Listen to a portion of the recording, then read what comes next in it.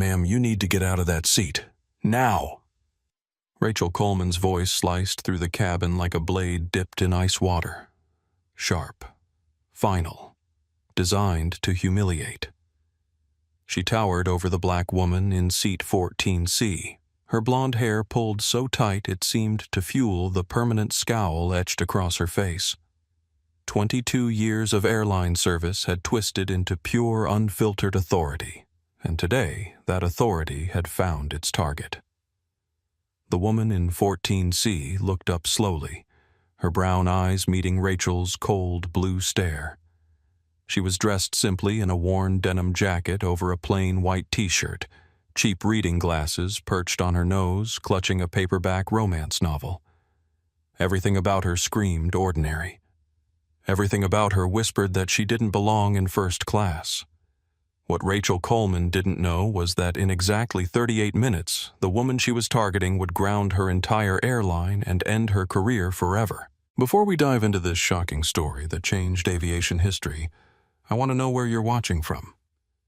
Drop your city or country in the comments below, and if you believe that respect should be standard at 30,000 feet, hit that subscribe button and give this video a like. Trust me, you're going to want to share this one. Now let's rewind to how this moment started.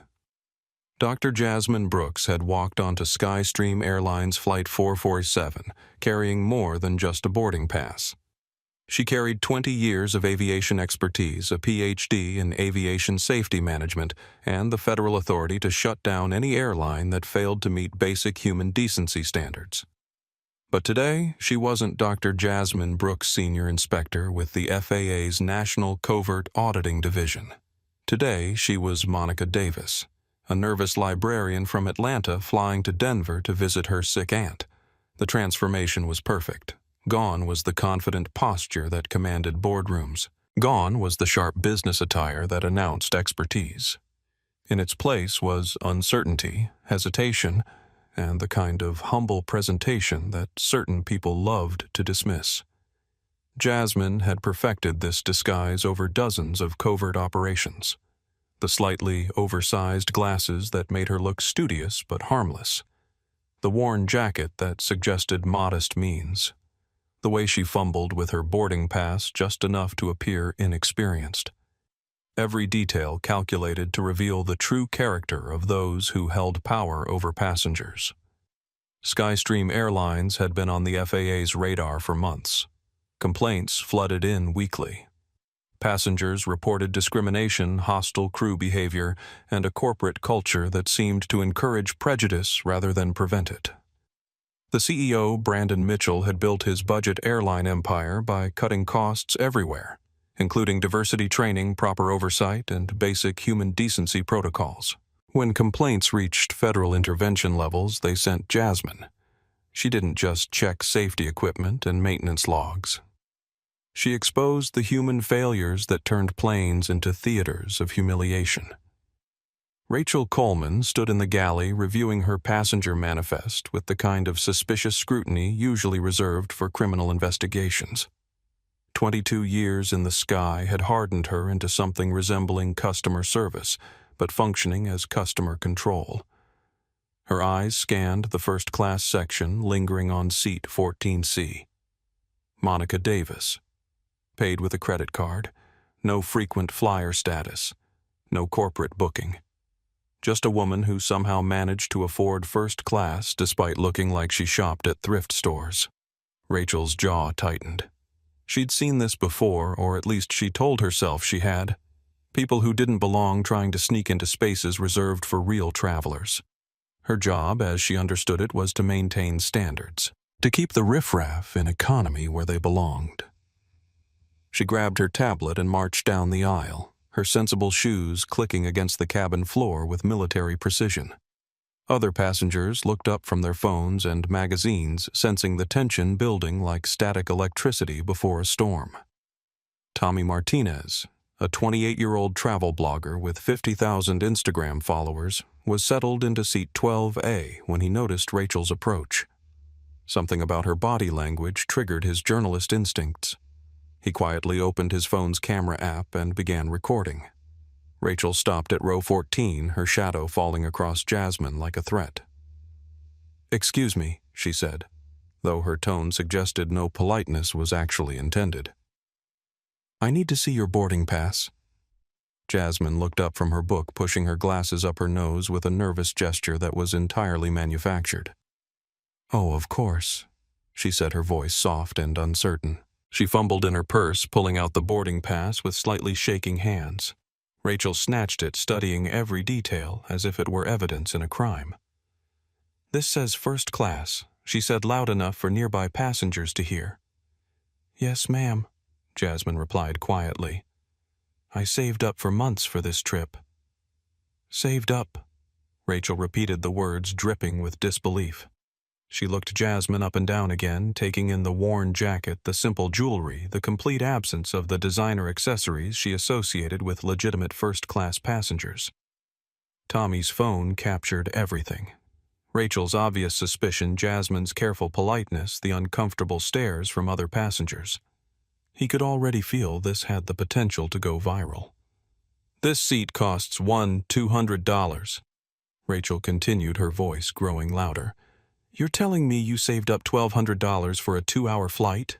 Jasmine nodded, maintaining her nervous librarian persona perfectly. "My aunt is very sick. I wanted to be comfortable for the flight since I'm scared of flying." "Scared of flying?" Rachel scoffed. "Then why didn't you choose a direct flight instead of paying extra for first class?"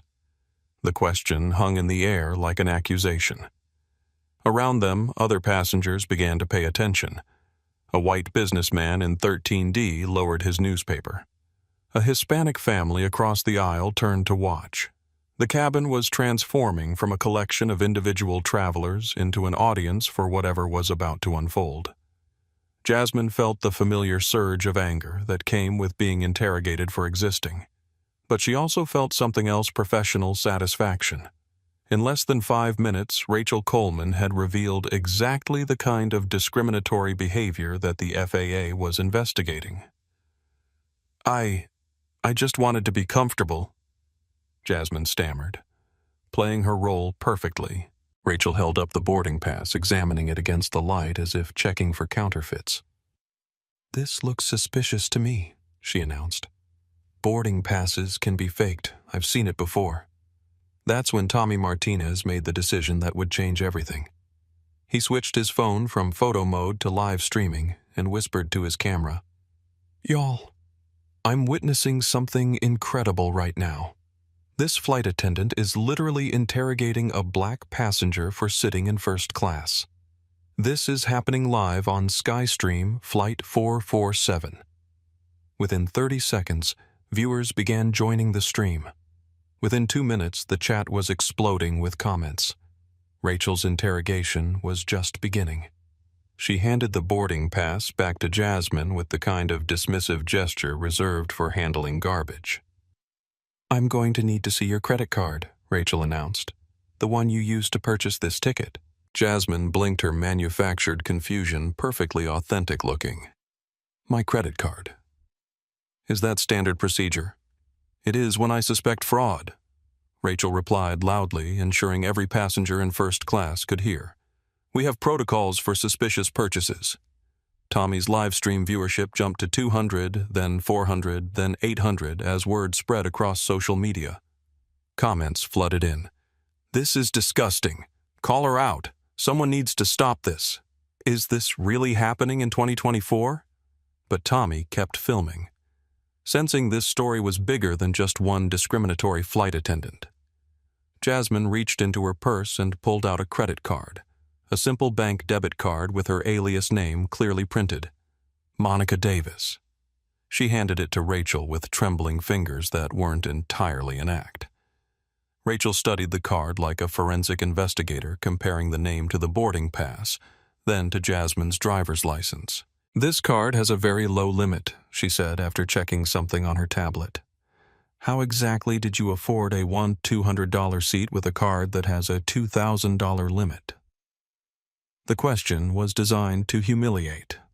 Rachel was essentially announcing to the entire cabin that this black woman was poor, implying she must have stolen or scammed her way into first class. Jasmine's jaw tightened slightly, but her voice remained small and nervous. I saved up and paid it off specifically for this trip. Like I said, my aunt is very sick. Your Aunt Rachel repeated with obvious skepticism. What's her name? What's wrong with her? Why are you flying to Denver specifically? The interrogation was escalating beyond any reasonable standard. Around them, passengers began exchanging uncomfortable glances. The white businessman in 13D, Mr. Davidson, initially seemed supportive of Rachel's diligence, nodding approvingly at what he perceived as good security procedures. But as the questions became more invasive, more obviously discriminatory, even his expression began to shift. Tommy's stream viewership hit 1,500. His viewers were furious, demanding action. Someone help this woman. This is racial profiling. Where is the captain record? Everything in the galley. Katie Walsh, a 23-year-old junior flight attendant on her third week of the job, watched the scene unfold with growing horror. She'd been trained to support senior staff, but nothing in her training had prepared her for witnessing obvious discrimination. Katie approached Rachel cautiously. "Rachel," she whispered, "maybe we should just back to your duties." "Walsh?" Rachel snapped without taking her eyes off Jasmine. "This is a security matter." Rachel turned back to Jasmine, her voice now loud enough for the entire first-class cabin to hear clearly. "You know what I think? I think you upgraded yourself illegally. I think you're hoping we won't check. I think you're exactly the kind of person who ruins airline travel for legitimate passengers." The words hit the cabin like a physical blow. Several passengers gasped. Others pulled out their phones to record. The Hispanic family across the aisle began speaking rapidly in Spanish, clearly discussing the obvious injustice unfolding before them. Jasmine felt 20 years of professional composure fighting against 20 years of personal experience with exactly this kind of treatment. She remembered being 22, dressed in her best interview suit, being followed around a department store by security. She remembered being 28, pulled over for driving suspiciously in her own neighborhood. She remembered being 35, questioned about whether she really belonged at a medical conference where she was the keynote speaker. But this time was different. This time she had the power to do something about it. "Ma'am," Jasmine said quietly, "I've shown you everything you've asked for. My boarding pass is legitimate. My payment is legitimate. I'm not sure what else I can do to prove I belong here." "Belong here?" Rachel laughed, the sound sharp and cruel. "Honey, belonging here isn't about what you can prove. It's about what you are." The mask was off. The discrimination was naked, obvious, impossible to deny. Tommy's live stream exploded past 3,000 viewers. Comments were coming so fast he could barely read them. "OMG, this flight attendant is racist AF. Someone call the news. This is going viral. Hashtag Skystream447, justice for this woman." But Rachel wasn't done. She grabbed Jasmine's carry-on bag from the overhead compartment and set it in the aisle. "I need to inspect this as well," she announced. "Security protocols. You can't search her bag," called out a passenger from row 16. "This is harassment." Rachel whipped around her face, flushed with authority and anger. "I am the senior flight attendant on this aircraft. I determine what constitutes a security risk. Anyone who interferes will be removed from this flight." The threat hung in the air like smoke.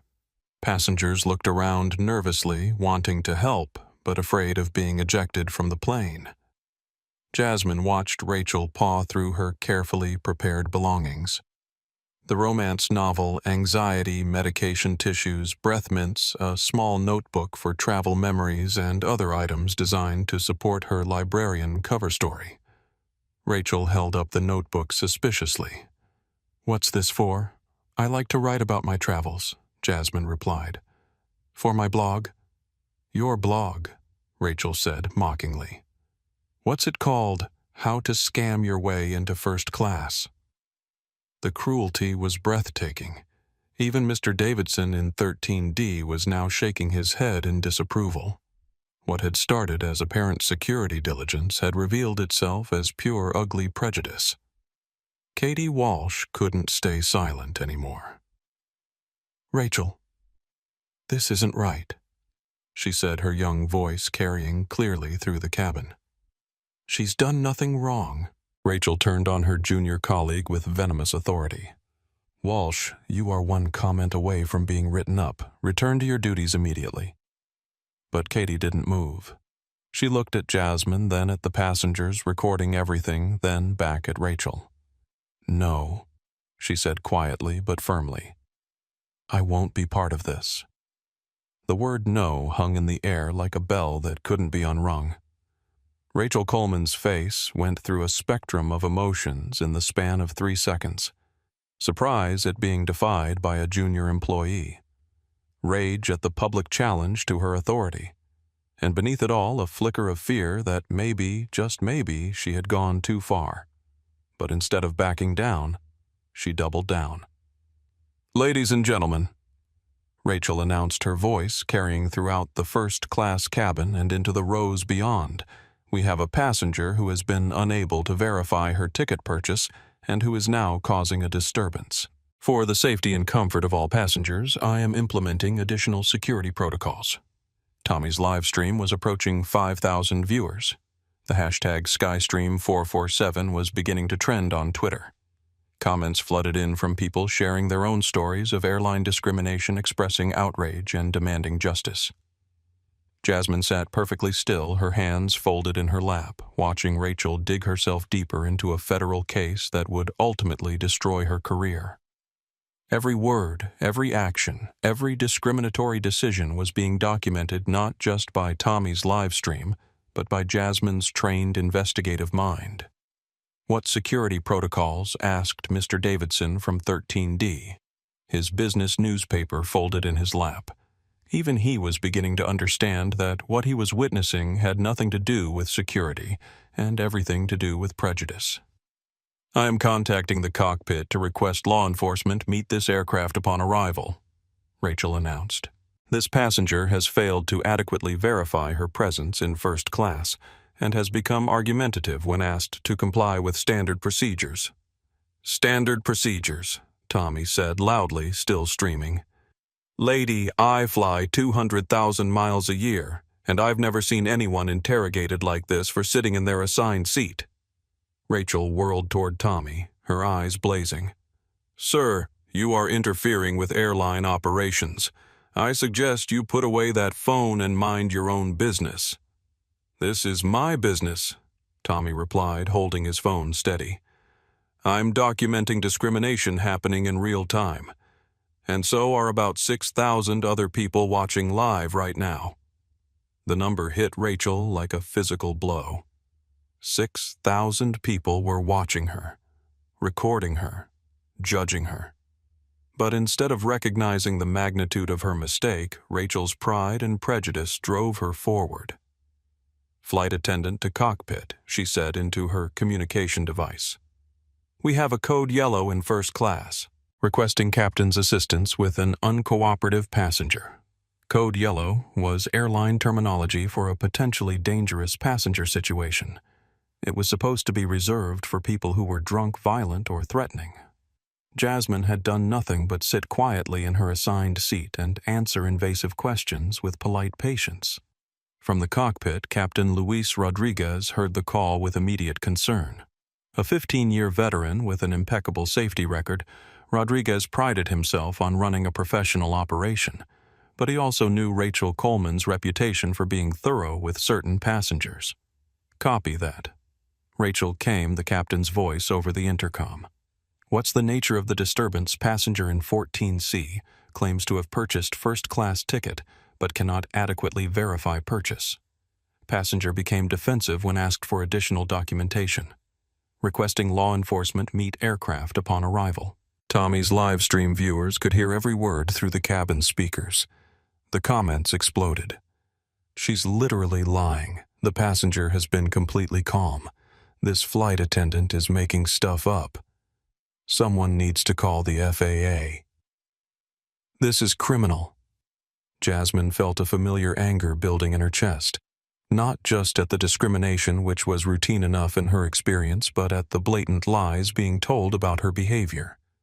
She had been nothing but polite and cooperative, yet was being painted as dangerous and uncooperative. But she also felt something else: professional satisfaction. Rachel Coleman was providing a masterclass in exactly the kind of behavior that the FAA was investigating. Every lie, every discriminatory comment, every policy violation was being captured in real time. Captain Jasmine said, raising her voice enough to be heard throughout the cabin, "I would like to speak with you directly." Rachel spun toward her. "Passengers do not make demands on this aircraft. You will remain silent until we land." "Actually," came a voice from row 15. "Passengers have the right to speak with the captain if they feel they're being treated unfairly." The voice belonged to Maria Santos, an off-duty federal air marshal traveling home to Denver.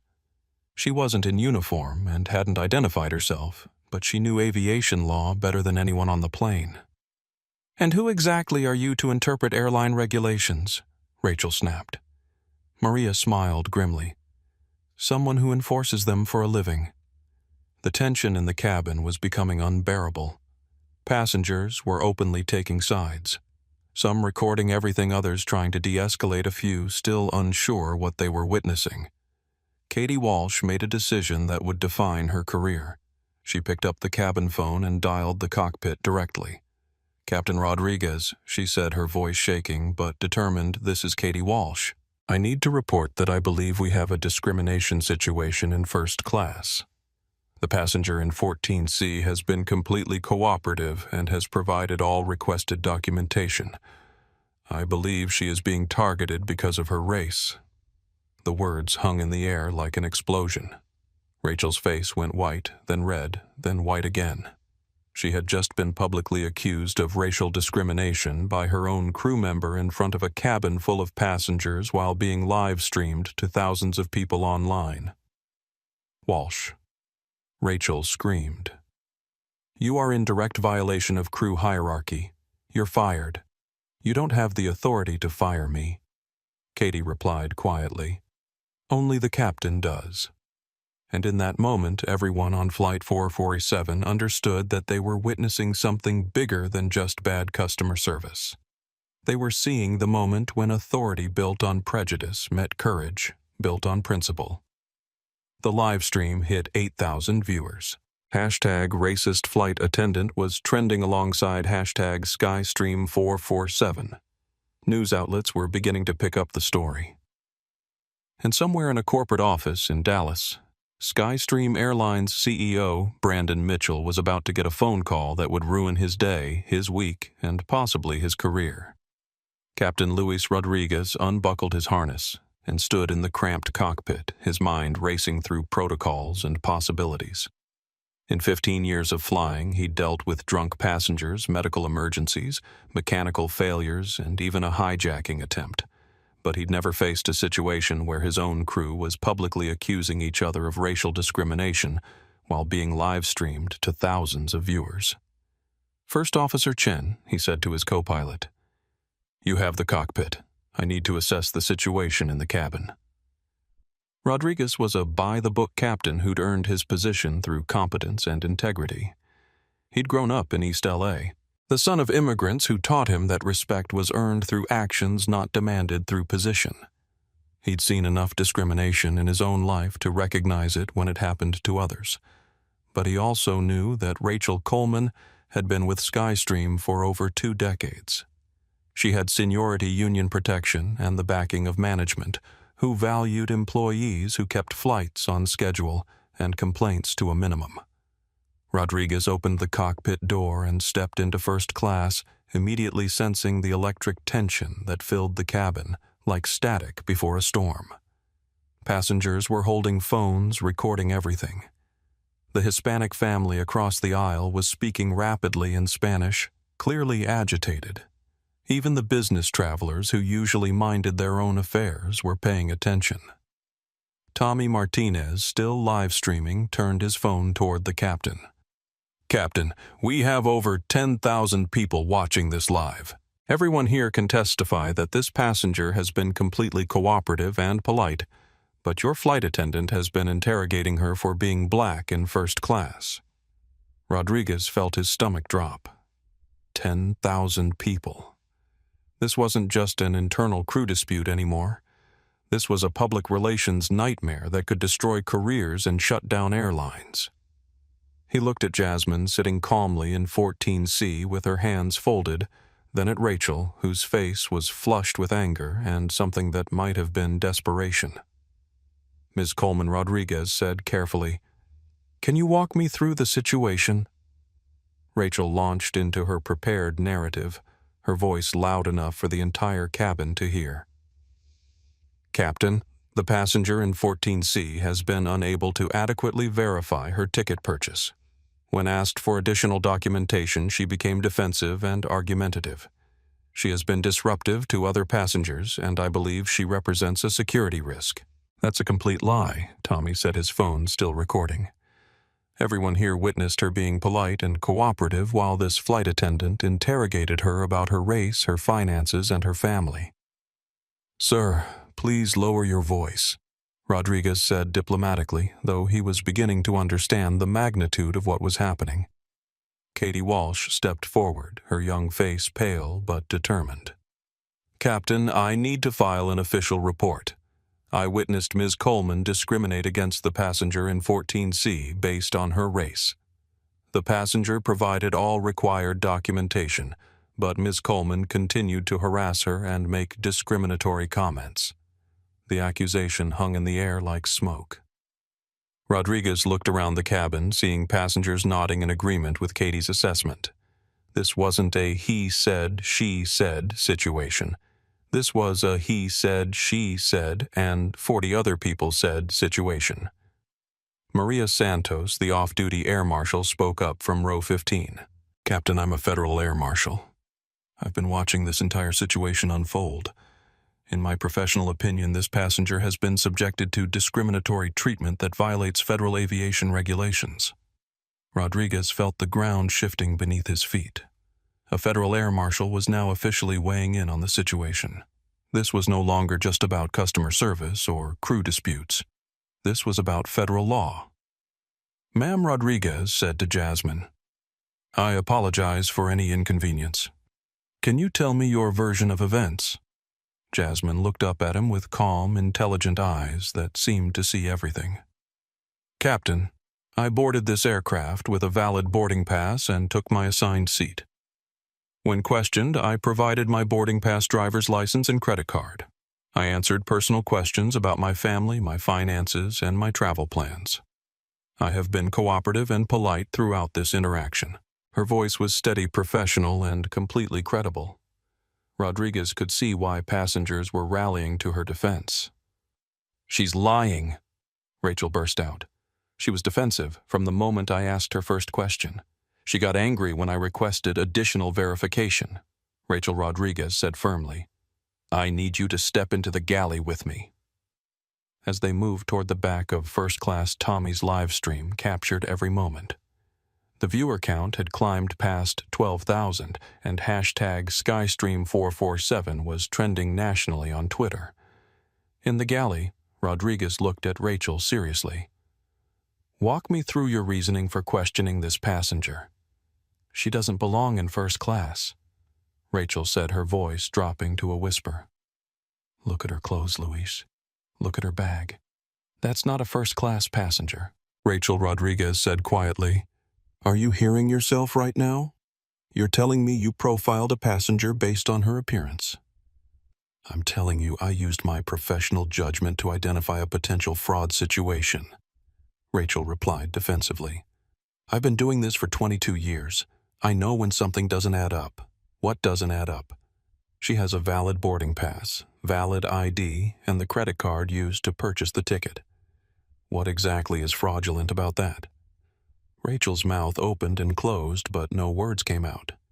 Because there was no good answer to that question.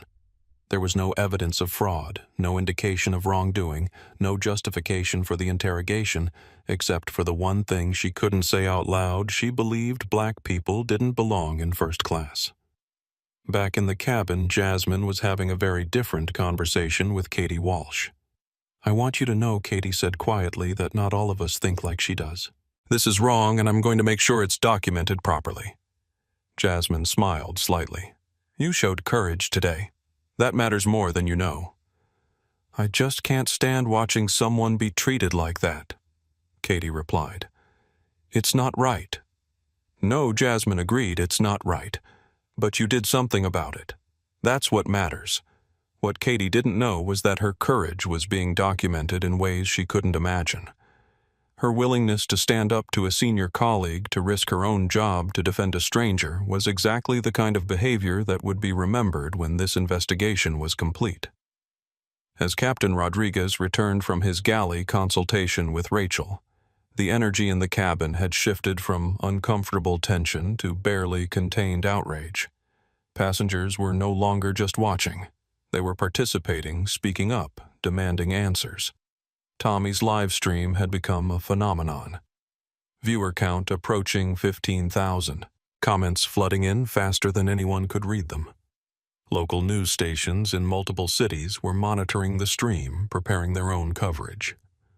"Ladies and gentlemen," Rodriguez announced, his voice carrying the authority of someone who had made a difficult decision. "I want to assure you that Skystream Airlines takes all passenger concerns seriously. We are investigating this situation and will take appropriate action." "What about right now?" called out Mr. Davidson from 13D. "This woman has been humiliated in front of all of us. What are you going to do about it right now?" Rodriguez felt the weight of 40 pairs of eyes on him. The off-duty air marshal was watching. The junior flight attendant was watching. Thousands of people online were watching. And somewhere in corporate headquarters, his bosses were probably watching too. "I am going to personally ensure that all passengers are treated with the dignity and respect they deserve for the remainder of this flight," he said carefully. It was a diplomatic answer that satisfied no one. "That's not enough," said Maria Santos from row 15. "This flight attendant needs to be removed from duty immediately. She has violated federal anti-discrimination laws and created a hostile environment for passengers." Rachel, who had been standing silently in the galley, couldn't contain herself anymore. "I have done nothing wrong," she shouted loud enough for the entire cabin to hear. "I was following company security protocols." "What security protocols require passengers to explain their family medical situations?" Tommy asked, his phone still recording. "What security protocols involve commenting on someone's clothing or financial status?" Rachel's mouth opened, but no answer came. Because there were no such protocols. There never had been. Jasmine sat in 14C watching the situation escalate around her with the trained eye of a federal investigator.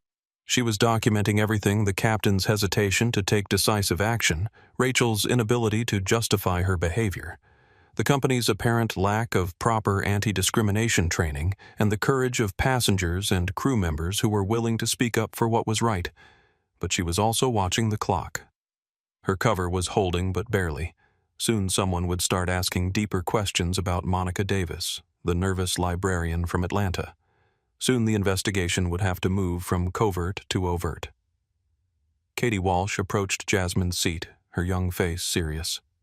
"Ma'am, I want you to know that I've filed an incident report with the captain. Your treatment today was unacceptable and there will be consequences." "Thank you," Jasmine replied softly. "You risked a lot to stand up for me." Why, Katie thought for a moment. "Because my mom always told me that staying silent makes you part of the problem. And this," she gestured around the cabin, "this is definitely a problem." From the galley, Rachel was making one final play for authority. She picked up the cabin phone and dialed a number that would change everything. "Skystream Corporate. This is Flight 447, she said, her voice carrying clearly through the cabin. "I need to speak with CEO Mitchell immediately. We have a situation." Tommy's chat exploded. "She's calling the CEO. This is about to get crazy." CEO needs to fire her now. Justice for 14C. Within 30 seconds, the phone rang back. Rachel answered on speaker, apparently not realizing that the entire first-class cabin could hear both sides of the conversation. Coleman, this is Brandon Mitchell. What's the situation? Mr. Mitchell, we have a disruptive passenger in first class who has been unable to adequately verify her ticket purchase. The situation has escalated, and I'm requesting permission to have her removed upon landing. There was a pause. Then Mitchell's voice came through the speakers. Coleman, I'm watching a live stream of your flight right now. It has 18,000 viewers, and it's trending on Twitter. From what I can see, you've been harassing a passenger for sitting in her assigned seat. Is that accurate? Rachel's face went white. The CEO was watching. The CEO knew. The CEO was not supporting her. Sir, I was following security protocols. What security protocols? Coleman, I want you to tell me exactly which company policy authorizes you to interrogate passengers about their financial status or comment on their clothing. The silence stretched for 10 seconds. 15. 20. Coleman, are you there? Yes, sir. Answer the question. Which policy I was using my professional judgment to assess a potential fraud situation. Based on what evidence? Another long silence. Coleman, you are relieved of duty effective immediately. Report to Captain Rodriguez, who will escort you to a passenger seat for the remainder of the flight. When we land, you will report to corporate headquarters for a disciplinary hearing. The words hit the cabin like a thunderclap. Rachel Coleman, who had strutted around the aircraft like an absolute authority just minutes before, had been publicly fired by the CEO of the airline. Tommy's live stream exploded past 20,000 viewers. The chat was moving so fast it was impossible to read individual comments, but the overall sentiment was clear justice was being served. Rachel looked around the cabin, seeing faces that ranged from satisfaction to pity to outright hostility. 22 years of airline service had ended with a phone call that everyone could hear. Ms. Coleman, Captain Rodriguez said gently, "Please take seat 16F for the remainder of the flight." As Rachel walked down the aisle toward the back of first class, passing the woman she had tried to humiliate, Jasmine looked up and made eye contact. Rachel, Jasmine said quietly, her voice carrying just far enough for nearby passengers to hear, "You had the power to make this flight better for everyone. Instead, you chose to use that power to hurt someone.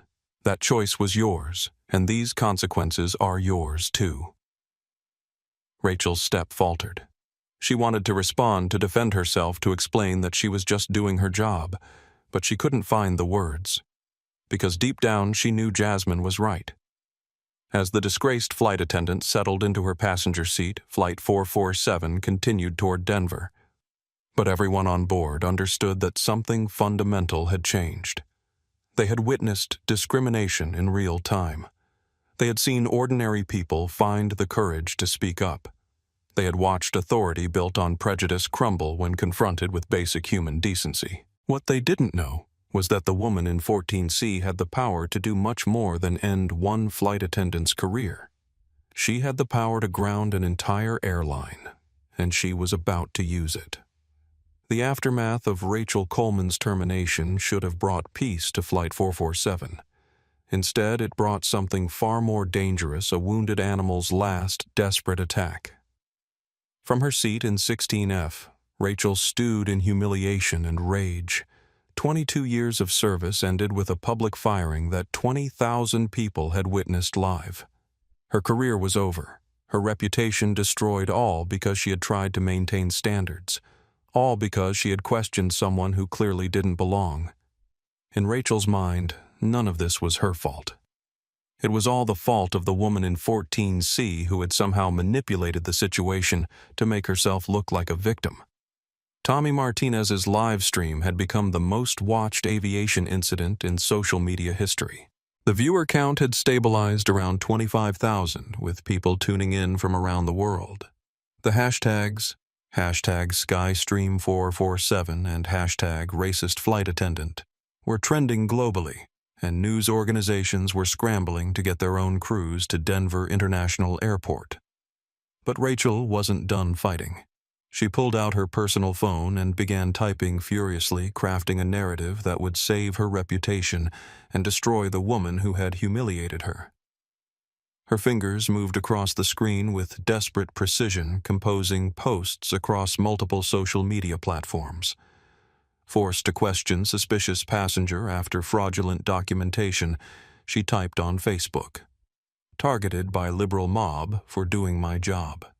22 years of service destroyed by political correctness. On Twitter, airline throws dedicated employee under the bus to appease mob. Passenger couldn't verify legitimate purchase. Security protocols exist for a reason. On Instagram, she posted a photo of herself in uniform with the caption, "When doing your job becomes a crime. Pray for airline safety when crew members are afraid to ask questions." Within minutes, her posts began gaining traction. Not among the mainstream audience watching Tommy's stream, but among groups that specialized in turning perpetrators into victims. Right-wing blogs picked up her narrative. Conservative social media influencers began amplifying her story. The phrase, "cancel culture strikes again," started trending alongside the original hashtags. In the cabin, Jasmine watched this counter-narrative develop in real time through the comments on Tommy's stream. She had seen this pattern before during other investigations. When caught in obvious wrongdoing, some people doubled down, creating alternate realities where they were the heroes and their victims were the villains. "Check this out." Tommy set his phone, capturing both the cabin and his screen. The flight attendant is now claiming she was fired for asking questions about security. She's saying the passenger couldn't verify her ticket purchase. Passengers around him shook their heads in disbelief. They had witnessed the entire interaction. They knew Rachel's version was a complete fabrication. "That's not what happened," said Maria Santos from row 15. "I'm a federal air marshal, and I can testify that the passenger provided all required documentation immediately when asked. The discrimination was obvious and inexcusable. But Rachel's false narrative was gaining momentum online. Conservative news websites began publishing stories about political correctness destroying airline security. Radio talk show hosts started taking calls from listeners who supported Rachel's right to ask questions. The battle was no longer just happening on Flight 447. It was happening across the entire internet, with two completely different versions of reality competing for dominance. In first class, Jasmine felt a familiar knot form in her stomach. She had dealt with this phenomenon before, the way obvious discrimination could be reframed as reasonable security measures, the way perpetrators could become victims in the span of a few social media posts. But this time was different. This time, everything had been documented in real time by multiple sources. This time, there were dozens of witnesses who couldn't be silenced or discredited. This time, she had the power to do more than just file a report and hope for justice. Katie Walsh approached Jasmine's seat, her young face troubled. "Ms. Davis, I'm seeing some of what she's posting online. It's completely different from what actually happened." "Are you okay?" Jasmine smiled sadly. "I've been through this before, Katie. When some people get caught doing something wrong, they don't apologize. They attack. They lie. They try to make you look like the problem." "But everyone here knows the truth," Katie protested. "We all saw what really happened." "Truth and narrative are different things," Jasmine replied. "The truth is what happened. The narrative is the story people choose to believe. And some people will always choose to believe that discrimination is justified if you just call it something else." As if summoned by their conversation, Rachel Coleman stood up from her seat in 16F and began walking toward the front of the cabin. Her face was flushed, her eyes wild with the kind of desperation that comes from having nothing left to lose. "Ladies and gentlemen," she announced loudly, her voice carrying throughout first class and into economy. "I need you all to know that what you witnessed today was not discrimination. It was security. And now, because of political correctness and mob justice, your safety is at risk." Tommy immediately turned his phone toward Rachel, capturing her impromptu speech for his 25,000 viewers. This passenger, Rachel continued pointing directly at Jasmine, was unable to adequately explain how she afforded a first-class ticket. She became defensive when asked reasonable questions. She refused to cooperate with standard security protocols. "That's a lie," called out Mr. Davidson from 13D. "I watched the whole thing. She answered every question politely and showed you everything you asked for." "You don't understand aviation security," Rachel shot back. "You don't know what to look for." "I do. And I'm telling you that passenger is not who she claims to be." The accusation hung in the air like a bomb waiting to explode. Rachel was now directly claiming that Jasmine was traveling under false pretenses, that she was some sort of fraud or security threat. "Prove it," said Maria Santos, her federal air marshal training evident in her direct challenge. "Make a specific accusation backed by evidence, or sit down and be quiet." Rachel's eyes blazed with fury. "I don't have to prove anything to you people. I know what I know. And what I know is that this entire situation has been orchestrated to destroy good people who are just trying to do their jobs." Tommy's chat was exploding. "She's lost her mind. Security threat. She's the threat. Someone stop this crazy woman." Mental breakdown happening live. Captain Rodriguez had been monitoring the situation from the cockpit, but Rachel's public meltdown forced him to intervene again.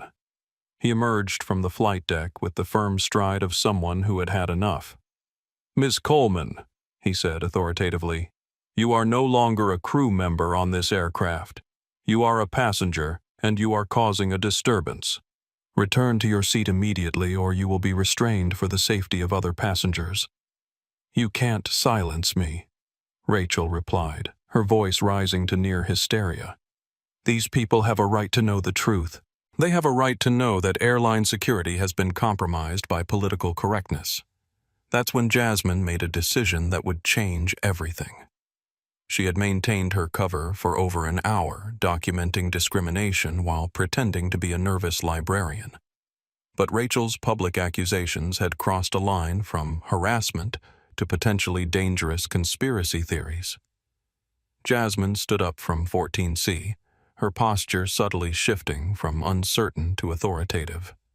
When she spoke, her voice carried a new quality, professional, confident, and utterly commanding. "Ms. Coleman Jasmine," said her words cutting through Rachel's hysteria like a laser. "You keep saying I'm not who I claim to be. You're absolutely right about that. But you're wrong about everything else." The cabin fell silent. Every phone was recording. Tommy's 25,000 viewers held their collective breath. "My name is not Monica Davis." Jasmine continued reaching into her purse with deliberate precision. "And you're about to find out exactly who I really am." In the Skystream Airlines corporate headquarters in Dallas, CEO Brandon Mitchell was experiencing the worst day of his professional life. What had started as a routine Tuesday morning had exploded into a public relations catastrophe that was threatening to destroy his company. The live stream from Flight 447 was now being monitored by his entire crisis management team. The viewer count had climbed past 30,000. Major news networks were picking up the story. And his company's stock price was in free fall, dropping 15% in the 2 hours since the incident began. Mitchell stared at the wall of monitors in the crisis room, watching multiple live streams, news feeds, and social media analytics in real time. The hashtags, #SkyStream447 and #RacistFlightAttendant were trending in over 20 countries. Celebrities were weighing in. Politicians were demanding investigations. And his phone hadn't stopped ringing since the story broke. "Sir," said Jennifer Lopez, his head of communications, "we need to get ahead of this. The narrative is getting away from us." Mitchell nodded grimly. He had already fired Rachel Coleman in the most public way possible, hoping to contain the damage. But instead of ending the story, it seemed to have made it bigger. Now his former employee was claiming she had been railroaded for doing her job, and that narrative was gaining traction among certain audiences. "What's our position?" Mitchell asked his legal team.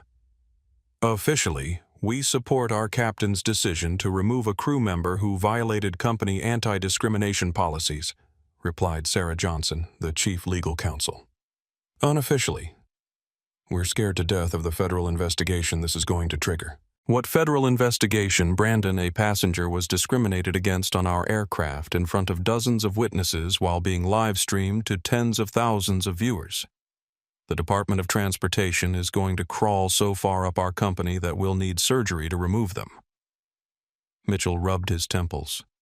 Skystream had built its reputation on being the no-frills efficient airline that got people from point A to point B without the pretense of traditional carriers. They had cut costs everywhere, including diversity training, customer service protocols, and the kind of sensitivity education that prevented incidents like this. Now that cost-cutting was coming back to haunt them. "Get me Captain Rodriguez on the line," Mitchell ordered. "I need to know exactly what's happening on that plane."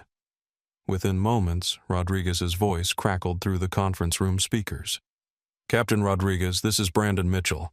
I need a full briefing on the situation." "Sir, the situation is under control," Rodriguez replied carefully. "The passenger who was discriminated against has been very gracious. The crew member responsible has been removed from duty.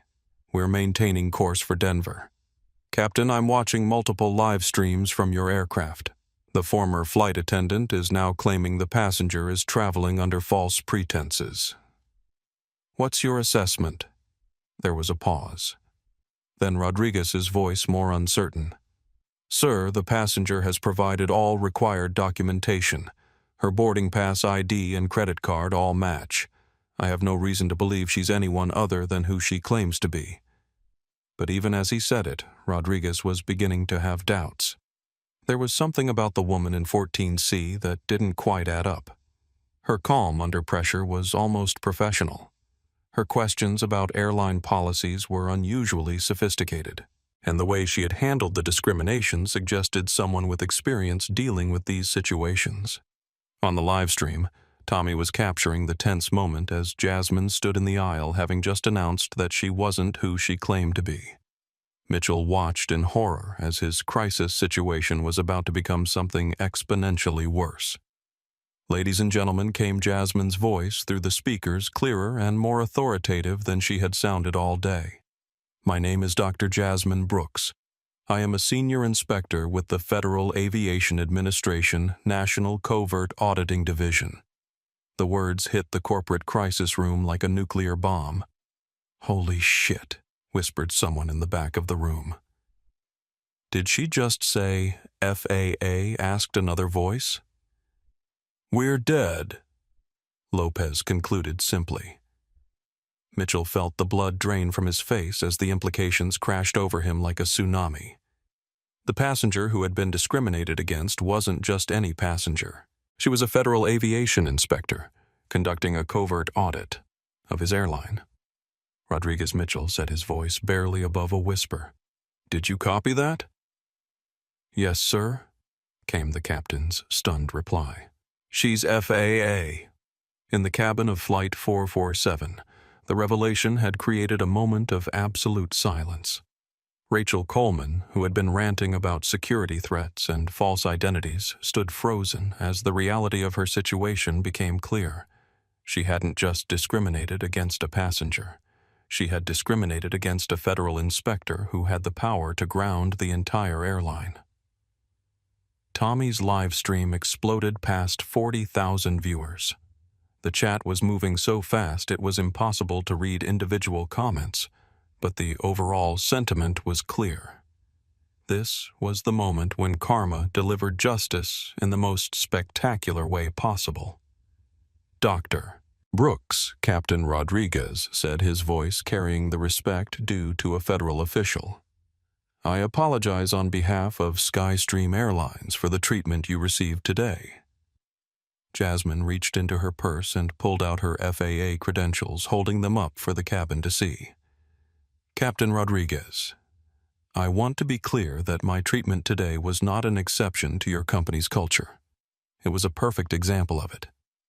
She turned to face the passengers, many of whom were still recording. Ladies and gentlemen, I am conducting a covert audit of Skystream Airlines based on numerous complaints of discriminatory behavior. What you witnessed today is exactly the kind of treatment that prompted this federal investigation. Rachel Coleman's knees buckled. She grabbed the back of a seat for support as the full magnitude of her mistake became clear. She hadn't just lost her job, she had potentially destroyed an entire airline. In the corporate crisis room, Mitchell was having his own moment of reckoning. "How bad is this?" he asked his legal team. "On a scale of 1 to 10, this is about a 15, Johnson replied. "We just had an FAA inspector document bias discrimination while being live-streamed to tens of thousands of people. Our operating certificate is probably going to be suspended within hours." Mitchell looked around the room at his senior staff, seeing his own panic reflected in their faces. "What are our options?" "Damage control," Lopez said. "Full cooperation with the investigation. Public apology. Immediate implementation of comprehensive anti-discrimination training. And pray that Dr. Brooks is feeling merciful." But even as she said it, everyone in the room knew it was too little, too late. The damage had been done in the most public way possible, and there was no amount of crisis management that could undo what the world had witnessed. On Flight 447, Dr. Jasmine Brooks was just getting started. The moment Dr. Jasmine Brooks revealed her true identity, the entire dynamic aboard Flight 447 shifted like tectonic plates finding a new equilibrium. What had been a passenger discrimination incident was now a federal case involving obstruction of a government investigation. Tommy Martinez, his hands shaking with adrenaline, adjusted his phone to capture every moment. His live stream audience had exploded past 50,000 viewers, and he knew he was documenting aviation history. "Y'all," he whispered into his phone, "I can't believe what we're witnessing right now. A federal inspector just revealed that she's been conducting an undercover audit, and she caught this entire airline discriminating against her live on camera." Captain Rodriguez approached Dr. Brooks with the careful respect due to a federal official who had just documented his airline committing federal crimes. "Dr. Brooks," he said formally, "what are your instructions?" Jasmine's transformation was complete. Gone was the nervous librarian persona. In its place stood a woman with 20 years of federal aviation experience and the authority to ground airlines that failed to meet basic standards of human decency.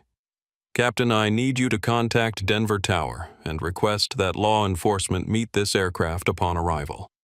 We have potential federal crimes to investigate, including discrimination, obstruction of a federal investigation, and filing false reports." Rodriguez nodded grimly. He keyed his radio, "Denver Tower Skystream 447, requesting law enforcement meet aircraft upon arrival. We have federal officials on board requiring assistance with potential criminal investigation. Copy, Skystream 447. Denver Airport Police and FBI will meet your aircraft at Gate B15. The words FBI sent a shockwave through the cabin.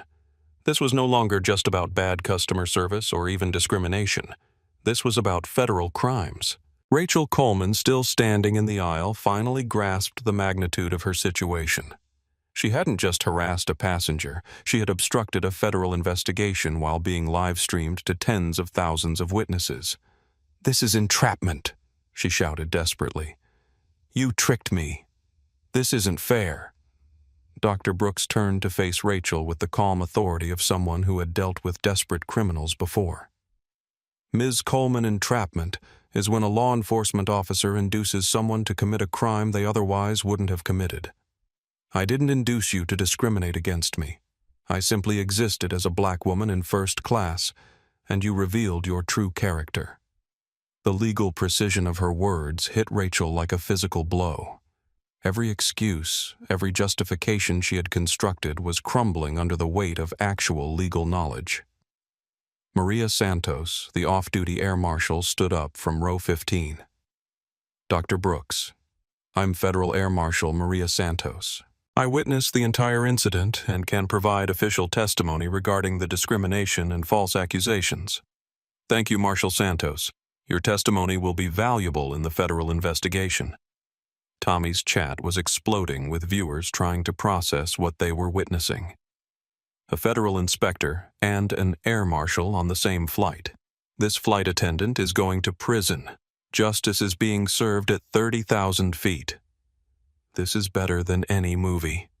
Katie Walsh, the junior flight attendant who had risked her job to defend Dr. Brooks, approached with tears in her eyes. Dr. Brooks, I'm so sorry for what you experienced. I should have done more to stop it. Jasmine's expression softened. Katie, you showed more courage than crew members with decades of experience. You put your job on the line to defend a stranger. That matters more than you know. What's going to happen to the airline? Katie asked.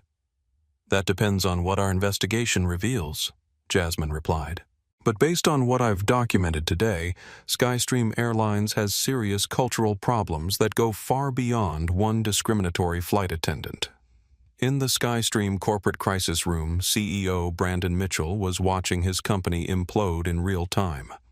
The live stream had become must-see television, with news networks providing live commentary on what was being called the flight heard round the world. Sir, said his communications director, we're getting calls from every major news outlet in the country. Congress is already talking about hearings, and our stock is down 40% since trading opened. Mitchell stared at the monitors showing his airline's destruction being broadcast to the world. How long before the FAA grounds us? Sir, said his legal counsel, they probably could have grounded us an hour ago. The fact that Dr. Brooks is letting this flight continue to Denver suggests she's being remarkably professional about this. Professional or not. We're finished, Mitchell said quietly. No airline survives this kind of federal investigation, especially when it's broadcast live to 60,000 people. Back on Flight 447, Dr. Brooks was conducting what amounted to a public seminar on federal aviation law and civil rights. Ladies and gentlemen, she announced to the cabin, what you witnessed today represents a pattern of behavior that the FAA has been investigating for months. Your testimony will be crucial in ensuring that this kind of discrimination doesn't happen to other passengers. She turned to address Tommy's live stream directly, knowing that her words would reach far beyond the confines of the aircraft. To everyone watching this live, I want you to understand something important.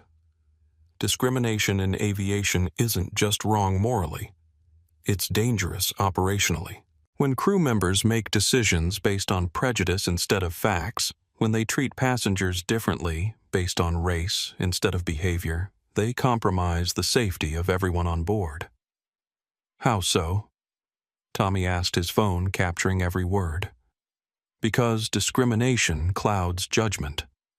A flight attendant who is focused on harassing a passenger because of their race might miss actual security threats. A crew member who files false reports destroys the trust and communication necessary for safe operations. Prejudice doesn't just hurt individuals, it undermines the entire system. The explanation was being heard by aviation professionals around the world, many of whom were nodding in recognition of the safety implications they had never considered. Rachel Coleman, listening from her seat in 16F, felt the last of her defenses crumble. Dr. Brooks wasn't just explaining why discrimination was wrong, she was explaining why it was dangerous, and Rachel had demonstrated every single failure mode in front of the largest audience in aviation history. As Flight 447 began its descent into Denver, everyone on board understood that they were about to witness the conclusion of one of the most significant civil rights moments in aviation history. The FBI was waiting. The cameras were rolling, and justice was about to be served. As Flight 447 began its descent into Denver, the weight of what had transpired was settling over the cabin like a heavy blanket. Passengers sat in stunned silence, processing the fact that they had just witnessed a federal inspector document bias discrimination while being live-streamed to what was now approaching 70,000 viewers worldwide. Katie Walsh stood in the galley staring out the small window at the approaching lights of Denver International Airport. In less than 3 weeks on the job, she had gone from serving drinks and checking seatbelts to becoming a key witness in what was shaping up to be the most significant aviation civil rights case in decades.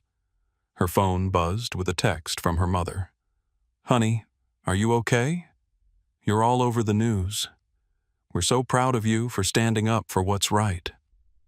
Katie realized that her decision to challenge Rachel Coleman hadn't just been witnessed by the passengers on Flight 447. It had been seen by tens of thousands of people online, and now news outlets were picking up the story of the young flight attendant who risked her job to defend a stranger. From her seat in 14C, Dr. Jasmine Brooks was conducting what amounted to a mobile federal investigation. She had her notebook out, documenting everything: Times quotes, witness names, policy violations. 20 years of federal investigative experience had taught her that cases were won or lost on the quality of documentation, and this case was being documented in real time by multiple sources. Dr. Brooks said, "Maria Santos, the off-duty air marshal. I've been thinking about the broader implications of what we witnessed today. This wasn't just one bad employee. The company policies, the lack of intervention from management. The captain's initial hesitation to act, this suggests institutional failures." Jasmine nodded grimly. "That's exactly what my investigation has been focused on. Marshal Santos." Ms. Coleman's behavior was egregious, but it was enabled by a corporate culture that prioritizes compliance over compassion, authority over accountability. Tommy Martinez, still live streaming, overheard the conversation. "Dr. Brooks, can you explain to everyone watching what you mean by institutional failures?" Jasmine looked directly at the camera, knowing her words would be dissected by aviation experts, legal scholars, and civil rights advocates around the world. When discrimination happens in aviation, it's rarely just one person acting alone. It requires a system that allows bias to flourish. In this case, we saw a senior flight attendant who felt empowered to harass a passenger based on race. We saw a captain who initially hesitated to intervene. We saw company policies that were vague enough to allow discriminatory interpretation. And we saw a corporate culture that had clearly failed to provide adequate training on civil rights and professional behavior. She paused, letting her words sink in for both the cabin and the live stream audience. Most importantly, we saw what happens when discrimination is challenged. Ms. Coleman didn't apologize or reconsider her actions. She doubled down, made false accusations, and attempted to destroy the reputation of the person she had victimized. That's not the behavior of someone who made an honest mistake. That's the behavior of someone who believes discrimination is justified. Rachel Coleman. Listening from 16F felt each word like a physical blow. Dr. Brooks was methodically destroying every justification she had constructed for her behavior. Worse, she was doing it with the calm precision of someone who had spent decades studying exactly this kind of misconduct. Captain Rodriguez's voice came over the intercom. "Ladies and gentlemen, we are beginning our final descent into Denver International Airport. Please return to your seats and prepare for landing." But the real drama wasn't in the descent. It was in what was waiting on the ground. Through the aircraft windows, passengers could see the unusual activity at the airport.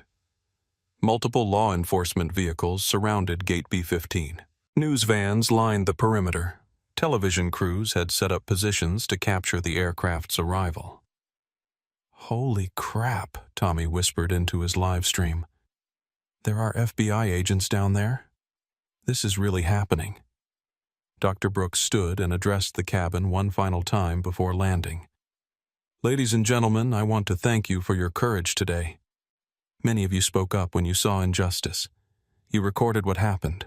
You refused to let discrimination happen in silence. That courage is going to change how airlines operate." She looked directly at Katie Walsh. "Especially you, Katie. You risked your job to defend a stranger. That's the kind of character that makes aviation safer for everyone." Katie felt tears in her eyes. "I just couldn't watch it happen and do nothing." "That's exactly the right response," Dr. Brooks replied. and it's exactly what was missing from Ms. Coleman's training and from this airline's culture. As the aircraft touched down at Denver International Airport, Tommy's live stream reached its peak.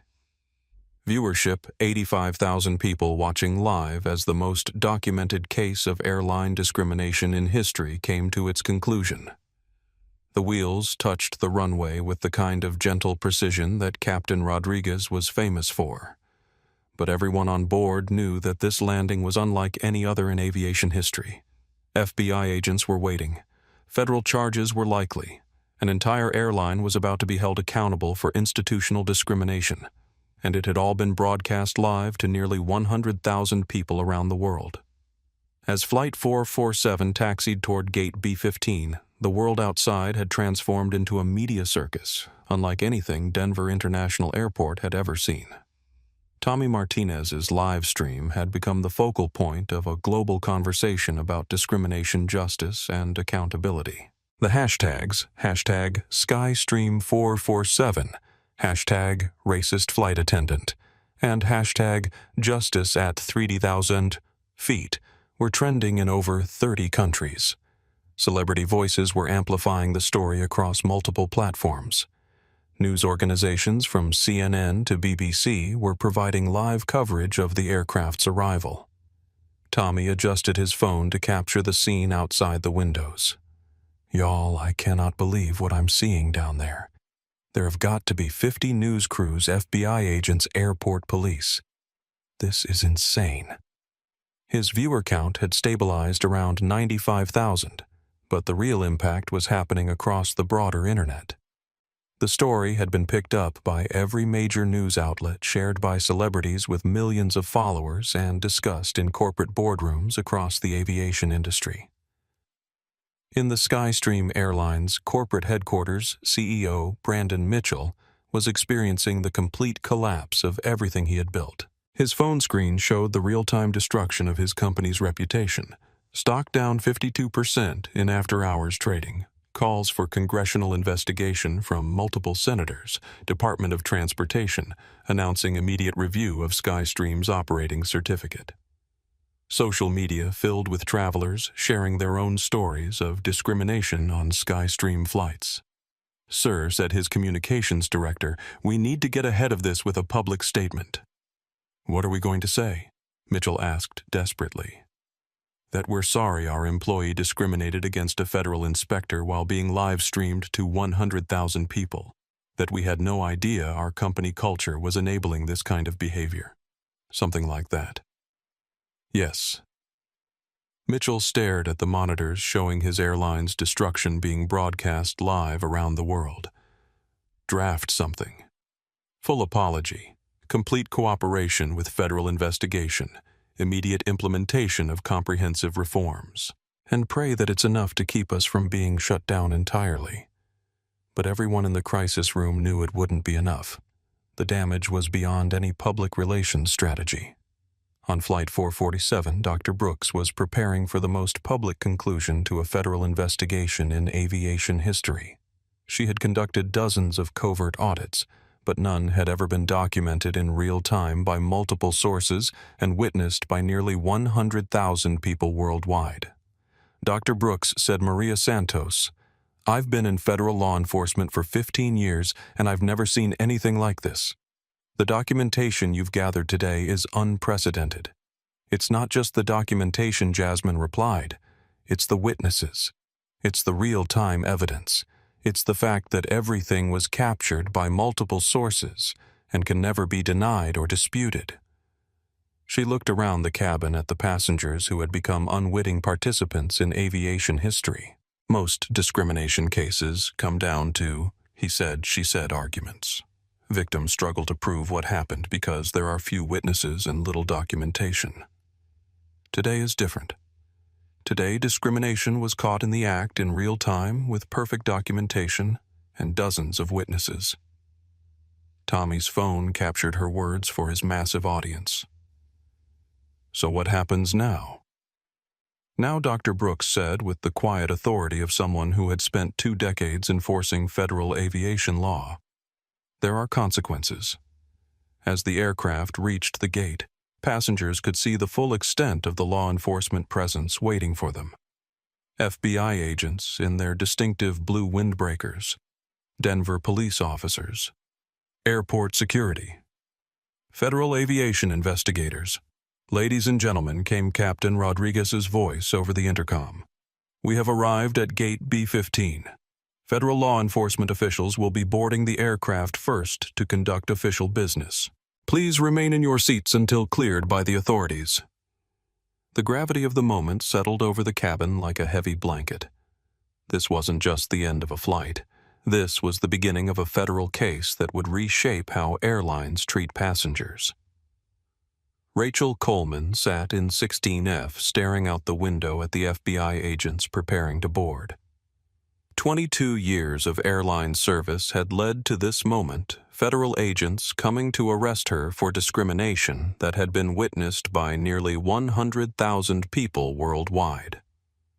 Her phone buzzed with notifications, text messages from family members who had seen the news, social media alerts about her name trending globally, voice messages from friends asking if it was really her on the viral video. She opened Twitter and saw her name paired with phrases like racist flight attendant and federal charges. The narrative she had tried to construct that she was a dedicated employee, railroaded by political correctness, had been completely overwhelmed by the documented evidence of her discrimination. Katie Walsh looked out the window at the media circus and felt a mixture of fear and pride. Fear because she knew her life was about to change dramatically. Pride because she had done the right thing when it mattered most. Katie, Dr. Brooks said, approaching her seat, "You're going to be asked to give testimony about what you witnessed today. I want you to know that there are federal protections for employees who report discrimination. Your job is protected, and your courage is going to help ensure this doesn't happen to other passengers." "Thank you," Katie replied softly. "I'm scared, but I'm glad I spoke up. Being scared is normal. Being brave despite being scared is heroic." As federal agents began boarding the aircraft, Tommy made one final address to his live stream audience. "Y'all, we just witnessed something incredible. We saw discrimination happen in real time. We saw ordinary people find the courage to speak up. We saw a federal inspector reveal institutional problems with airline culture. And we saw justice begin to be served." He paused, looking around the cabin that had become the center of a global conversation about civil rights. This isn't just about one racist flight attendant or one bad airline. This is about all of us. It's about whether we speak up when we see injustice. It's about whether we hold institutions accountable when they fail to treat people with basic dignity. The first FBI agent stepped onto the aircraft badge, clearly visible expression serious and professional. "Ladies and gentlemen," he announced, "I'm Special Agent Robert Chen with the Federal Bureau of Investigation. We're here to conduct interviews regarding potential civil rights violations and obstruction of a federal investigation." The words made it official. This wasn't just a viral video anymore. This was a federal criminal case. And it had all started because a flight attendant looked at a black woman in first class and decided she didn't belong. Special Agent Robert Chen moved through the cabin with the methodical precision of someone who had conducted hundreds of federal investigations. Behind him, 3 additional agents and 2 Denver police officers created an atmosphere of serious law enforcement activity that would have been unthinkable on a routine commercial flight. Tommy Martinez, still live streaming, captured every moment for his audience of nearly 100,000 viewers worldwide. "This is unlike anything I've ever seen in 15 years of travel blogging," he whispered to his camera. "Federal agents are conducting interviews on the aircraft. This discrimination case has become a federal criminal investigation in real time." Agent Chen approached Dr. Brooks first, showing her the respect due to a fellow federal investigator. "Dr. Brooks, I'm Special Agent Chen, FBI Civil Rights Division. We received notification of your investigation from FAA headquarters. Can you brief me on what transpired during this flight?"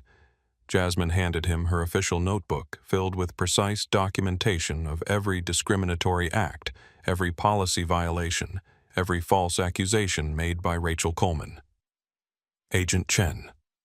I've documented bias discrimination by Skystream Airlines crew members, obstruction of a federal investigation, filing of false security reports, and creation of a hostile environment for passengers based on race. Chen reviewed her notes with the trained eye of someone who specialized in civil rights violations. Dr. Brooks. This documentation is extraordinary. The level of detail combined with the video evidence and witness testimony makes this one of the strongest discrimination cases I've encountered. The strength of the case is largely due to the courage of passengers and crew members who spoke up. Jasmine replied, gesturing toward Katie Walsh and the passengers who had defended her. Without their willingness to intervene, this would have been just another buried complaint. Agent Chen turned to address the cabin. Ladies and gentlemen, I need to interview several witnesses to this incident. Your cooperation is appreciated and your testimony will be crucial in ensuring justice is served. He approached Katie Walsh first. Ms. Walsh, I understand you filed an official complaint against your senior colleague. Can you walk me through your observations?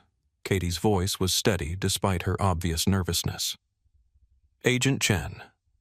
I watched Ms. Coleman discriminate against Dr. Brooks from the moment she boarded. She questioned her about things that had nothing to do with security. She made comments about her appearance, her finances, and her family. When I tried to intervene, she threatened my job. Did you observe other passengers being subjected to similar scrutiny? No, sir.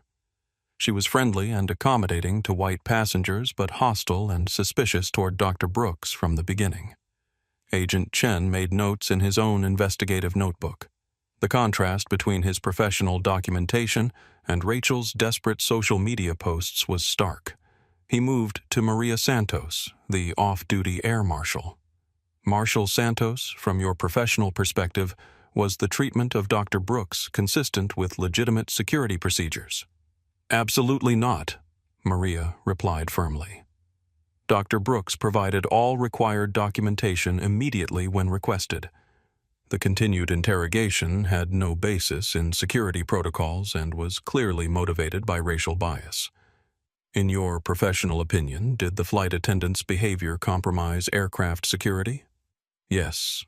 When crew members focus on harassing innocent passengers instead of actual security threats, they create dangerous blind spots. Her false accusations and fabricated security reports undermined the trust and communication necessary for safe operations. Tommy captured every word for his massive live stream audience, knowing that this federal investigation was being documented in unprecedented detail. Agent Chen approached Rachel Coleman in 16F, where she sat surrounded by the wreckage of her career and reputation.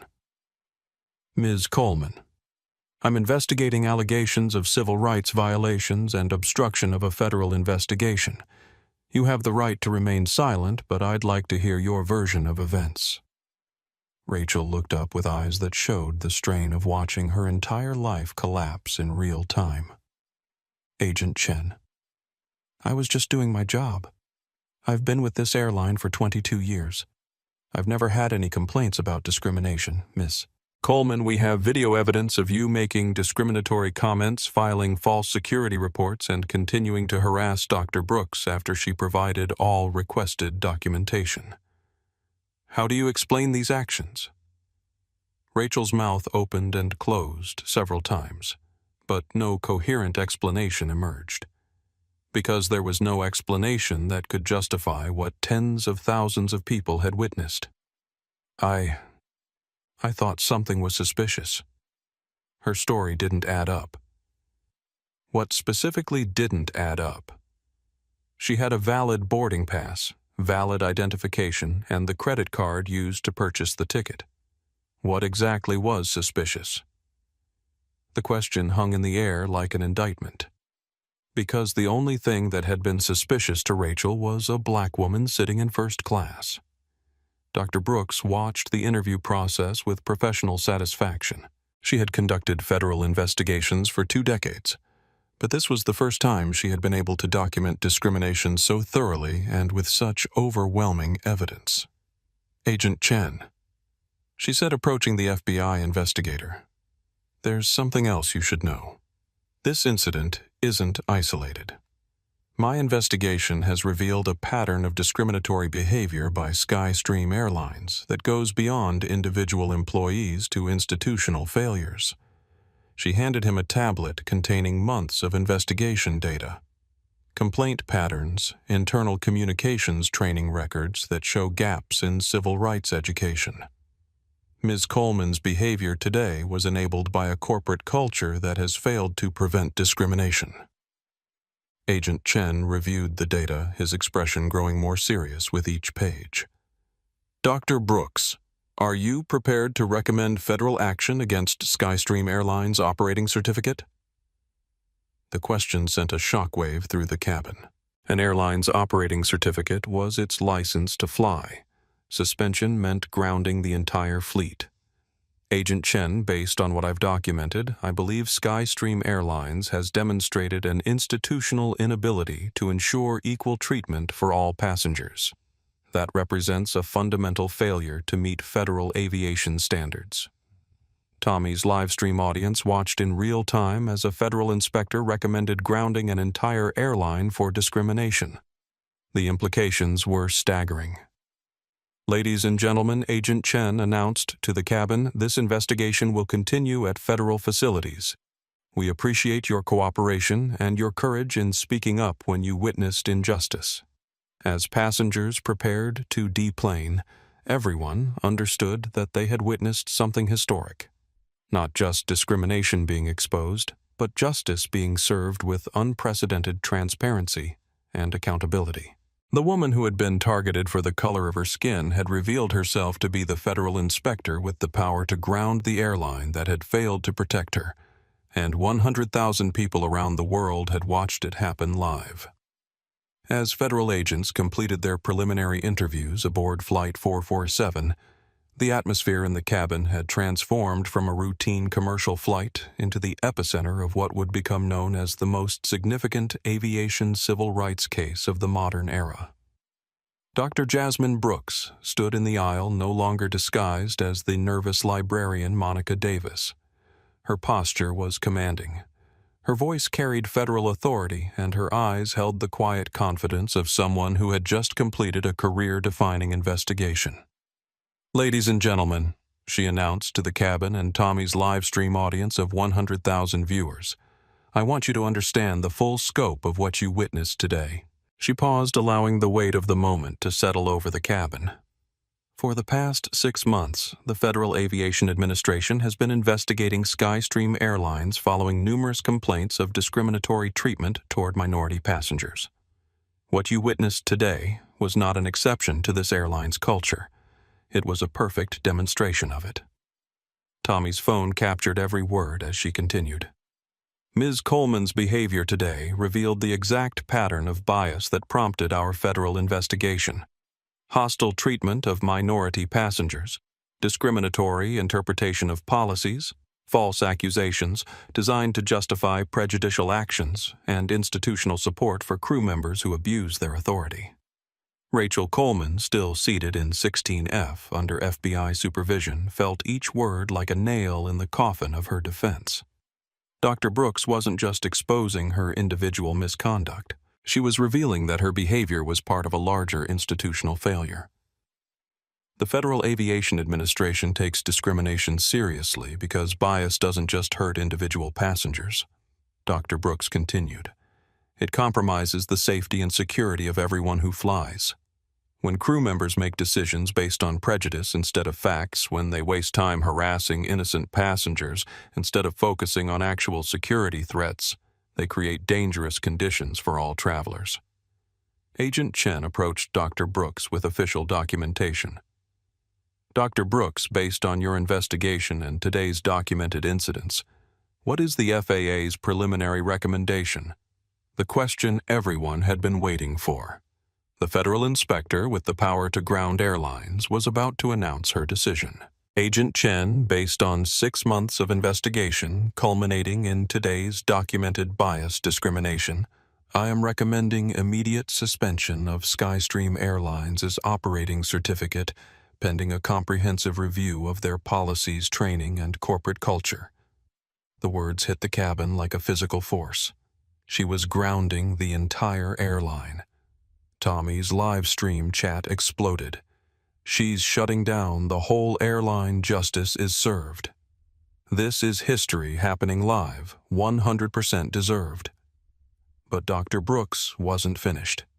Furthermore, I am recommending federal investigation into potential civil rights violations by SkyStream management, bias, discrimination in hiring and training practices, and willful failure to comply with federal anti-discrimination regulations. She turned to address Tommy's camera directly, knowing her words would reach far beyond the confines of Flight 447.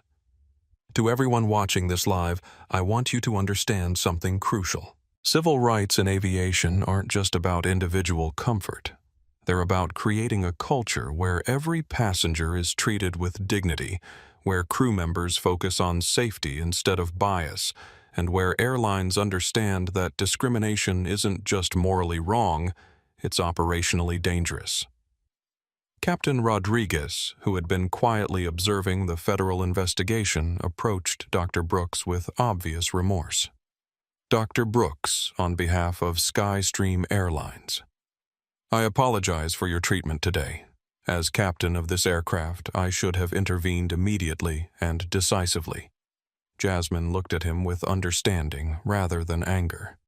Captain Rodriguez, your hesitation is exactly why institutional change is necessary. You're a good pilot and a decent person, but you operate within a system that hasn't properly equipped you to handle discrimination when you see it. What could I have done differently?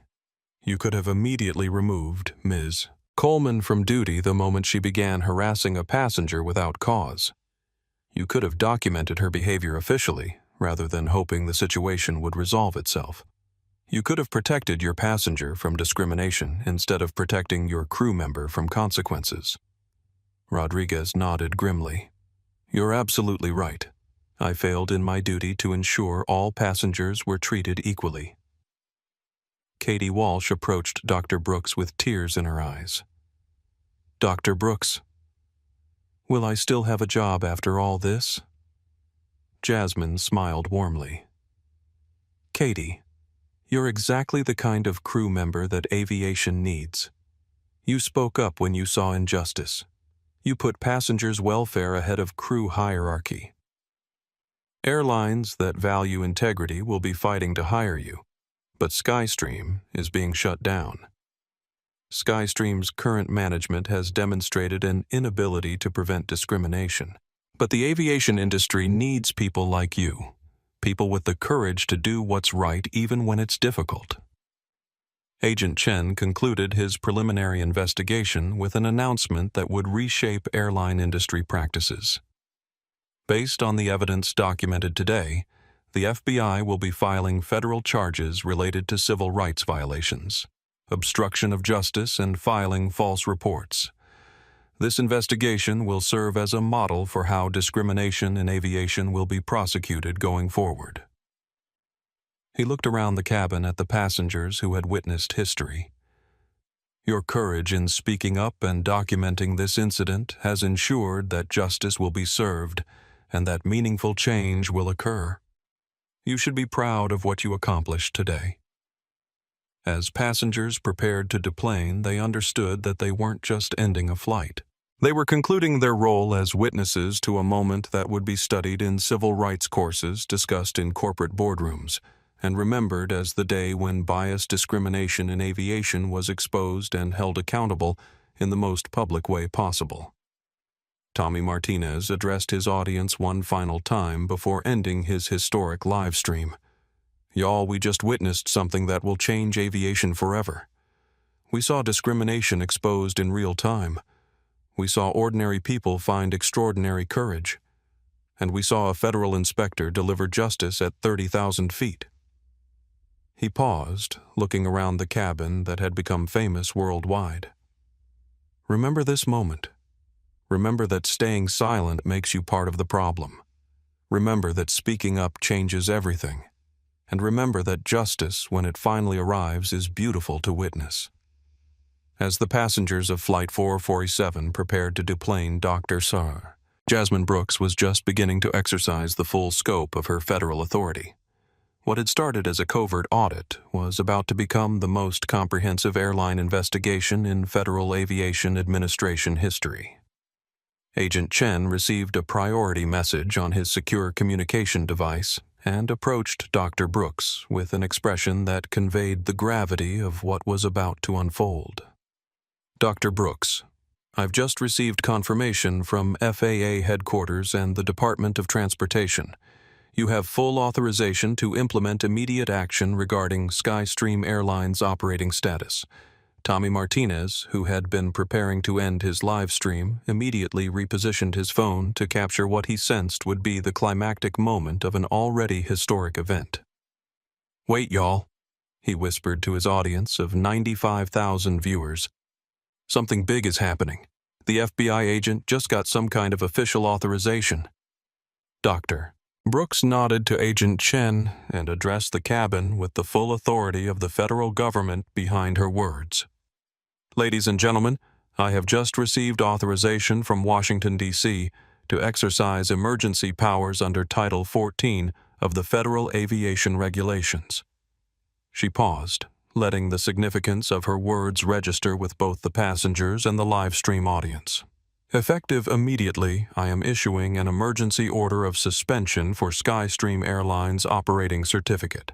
All SkyStream aircraft currently in the air will be directed to land at the nearest suitable airport. All SkyStream flights scheduled for departure are hereby canceled. The airline is grounded pending a comprehensive federal investigation." The words hit the cabin like a thunderclap. She was shutting down an entire airline while being watched by nearly 100,000 people worldwide. Tommy's live stream chat exploded.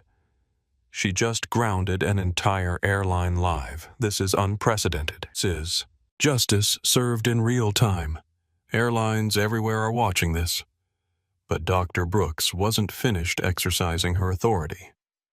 "Furthermore, I am initiating federal seizure of SkyStream's training records, hiring practices, internal communications, and financial records related to discrimination complaints. This investigation will determine whether violations of federal civil rights law warrant criminal prosecution of company executives." The implications were staggering. She wasn't just grounding planes. She was potentially sending executives to prison. Agent Chen, I need immediate contact with the Department of Justice Civil Rights Division. Based on what I've documented today, we have grounds for federal prosecution under the Civil Rights Act. Rachel Coleman, sitting in 16F and watching her entire industry career end in the most public way possible, finally grasped the full magnitude of what she had triggered. Her discrimination against one passenger had led to the destruction of an entire airline. Katie Walsh raised her hand tentatively. "Dr. Brooks, what happens to the employees who weren't involved in discrimination? People like the pilots, mechanics, gate agents, who were just doing their jobs?" It was a compassionate question that showed Katie's character even in the midst of witnessing historic justice. Katie, federal law protects employees when their employers engage in illegal activities. The Department of Labor will ensure that innocent employees receive appropriate compensation and assistance finding new positions with airlines that maintain proper civil rights standards. She looked around the cabin at the passengers who had become unwitting participants in aviation history. "I also want you to know that your testimony today will be used to establish new industry-wide standards for preventing discrimination. Your courage to speak up will protect future passengers who might otherwise face the same treatment." Agent Chen received another priority communication and approached Dr. Brooks with update information. "Dr. Brooks, I have confirmation that all SkyStream flights have been notified of the grounding order. Currently, 47 aircraft are being diverted to emergency landings. The FAA is coordinating with other airlines to accommodate stranded passengers. What about SkyStream corporate headquarters? FBI teams are en route to secure records and interview executives. The CEO and senior management are being advised of potential federal charges. Tommy captured every word for his massive audience, knowing that he was documenting the real-time destruction of a major airline. "Y'all, I can't believe what we're witnessing. Dr. Brooks isn't just punishing one racist flight attendant. She's dismantling an entire airline that enabled and protected discrimination." Brooks turned to address Tommy's camera directly, knowing that her words would be heard by aviation executives around the world. To airline management watching this live broadcast, understand that the Federal Aviation Administration will no longer tolerate bias discrimination. We have the authority to ground airlines, prosecute executives, and seize corporate assets. The era of treating civil rights violations as minor customer service issues is over. Her message was clear and unmistakable. Airlines that failed to prevent discrimination would face federal consequences that could destroy their companies. Captain Rodriguez, who had watched his airline collapse around him, approached Dr. Brooks with obvious distress. "Dr. Brooks, I have to ask, was there anything I could have done to prevent this? Any action I could have taken that might have saved the airline?" Jasmine looked at him with professional compassion. "Captain, the problems with Skystream Airlines existed long before today. My investigation has revealed months of discriminatory incidents, failed training programs, and management decisions that prioritized cost-cutting over civil rights compliance." She gestured toward Rachel Coleman. "Ms. Coleman's behavior today wasn't an aberration. It was the predictable result of institutional failures that your management chose to ignore. But surely there must have been warning signs. Captain, there were dozens of warning signs. Passenger complaints that were dismissed without investigation. Crew members who reported discriminatory behavior and were told to mind their own business. Training programs that taught policy compliance but ignored basic human dignity." Dr. Brooks pulled out her official tablet and showed him documentation that he had never seen. In the past 6 months, Skystream has received 47 complaints of racial discrimination from passengers. 47. None of them were investigated properly. None resulted in meaningful disciplinary action. Your airline treated civil rights violations as public relations problems instead of federal crimes. Rodriguez stared at the data with growing horror. "I had no idea the complaints were that extensive." "That's exactly the problem, Captain. Good people like you were kept in the dark while management enabled and protected discriminatory behavior. You can't fix problems you don't know exist." The conversation was being heard by thousands of aviation professionals worldwide, many of whom were beginning to understand how institutional discrimination operated in their own airlines. Maria Santos, the off-duty air marshal, approached with a question that got to the heart of the broader implications. "Dr. Brooks, will this investigation extend to other airlines? Are there similar patterns of discrimination throughout the industry?" It was the question that airline executives around the world were dreading to hear answered. "Marshal Santos, our investigation has already identified concerning patterns at multiple carriers. Skystream won't be the last airline to face federal scrutiny for civil rights violations." The words sent shockwaves through the aviation industry. This wasn't just about one airline or one incident. This was the beginning of comprehensive federal enforcement of civil rights in aviation.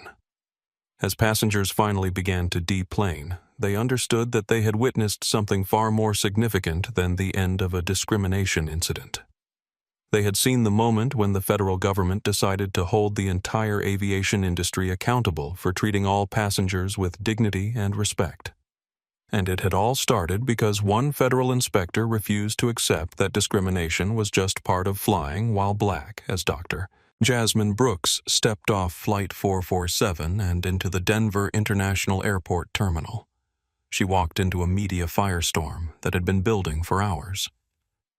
The terminal buzzed with the controlled chaos of breaking news coverage, federal investigations, and the beginning of the most comprehensive aviation industry overhaul since 9/11.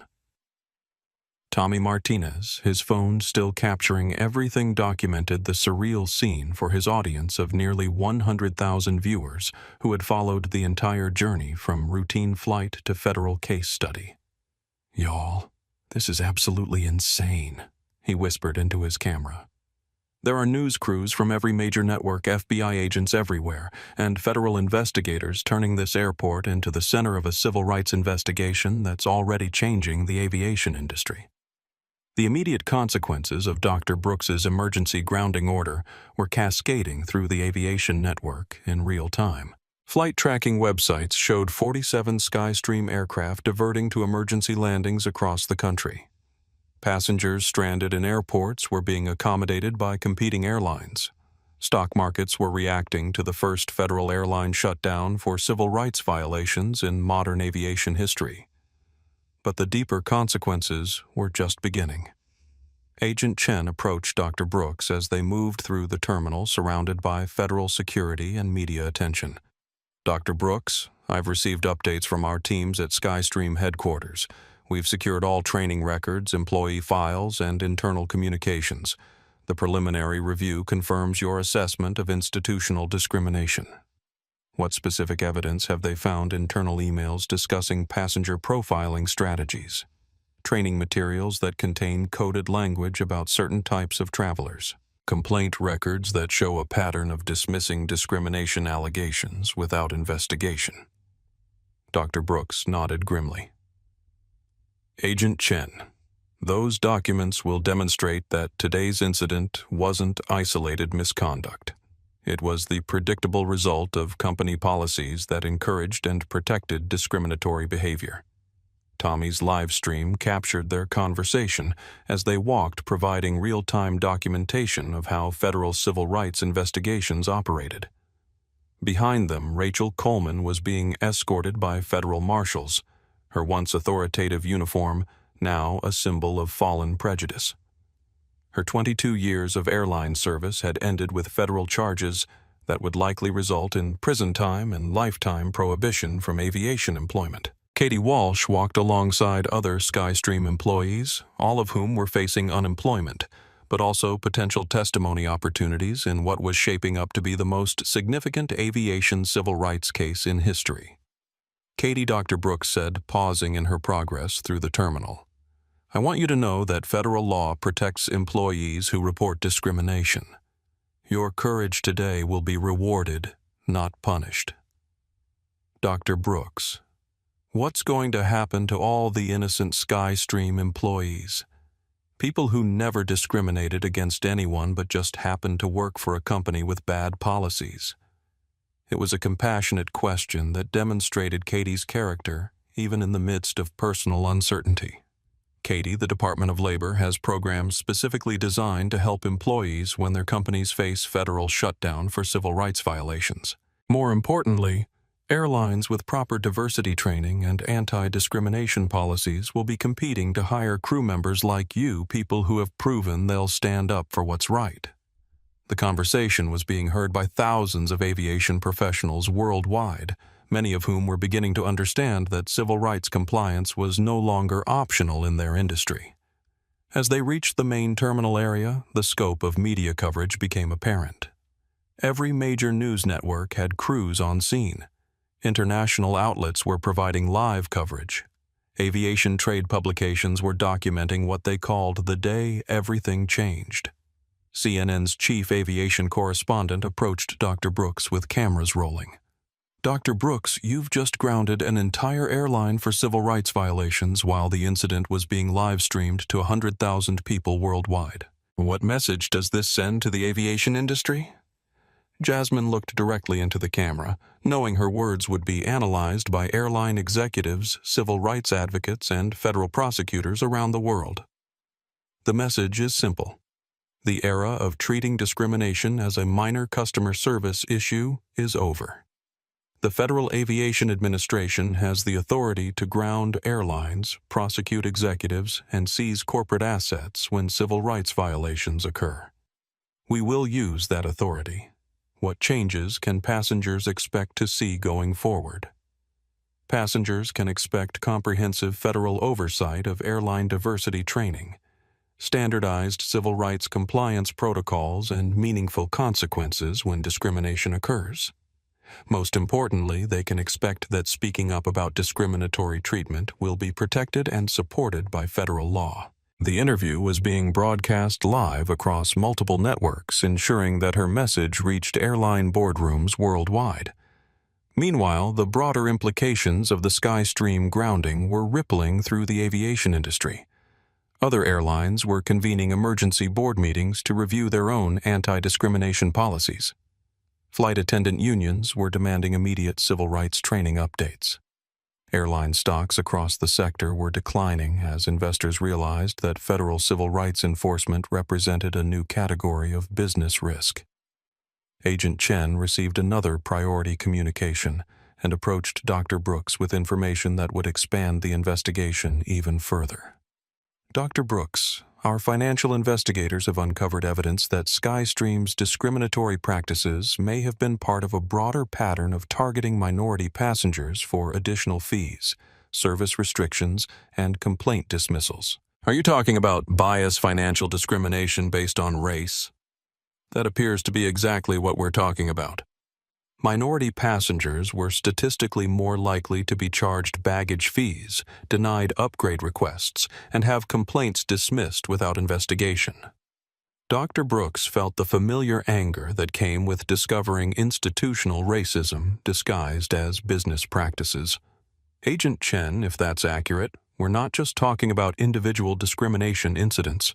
We're talking about federal conspiracy charges against corporate executives who designed and implemented racially biased policies. The implications were staggering.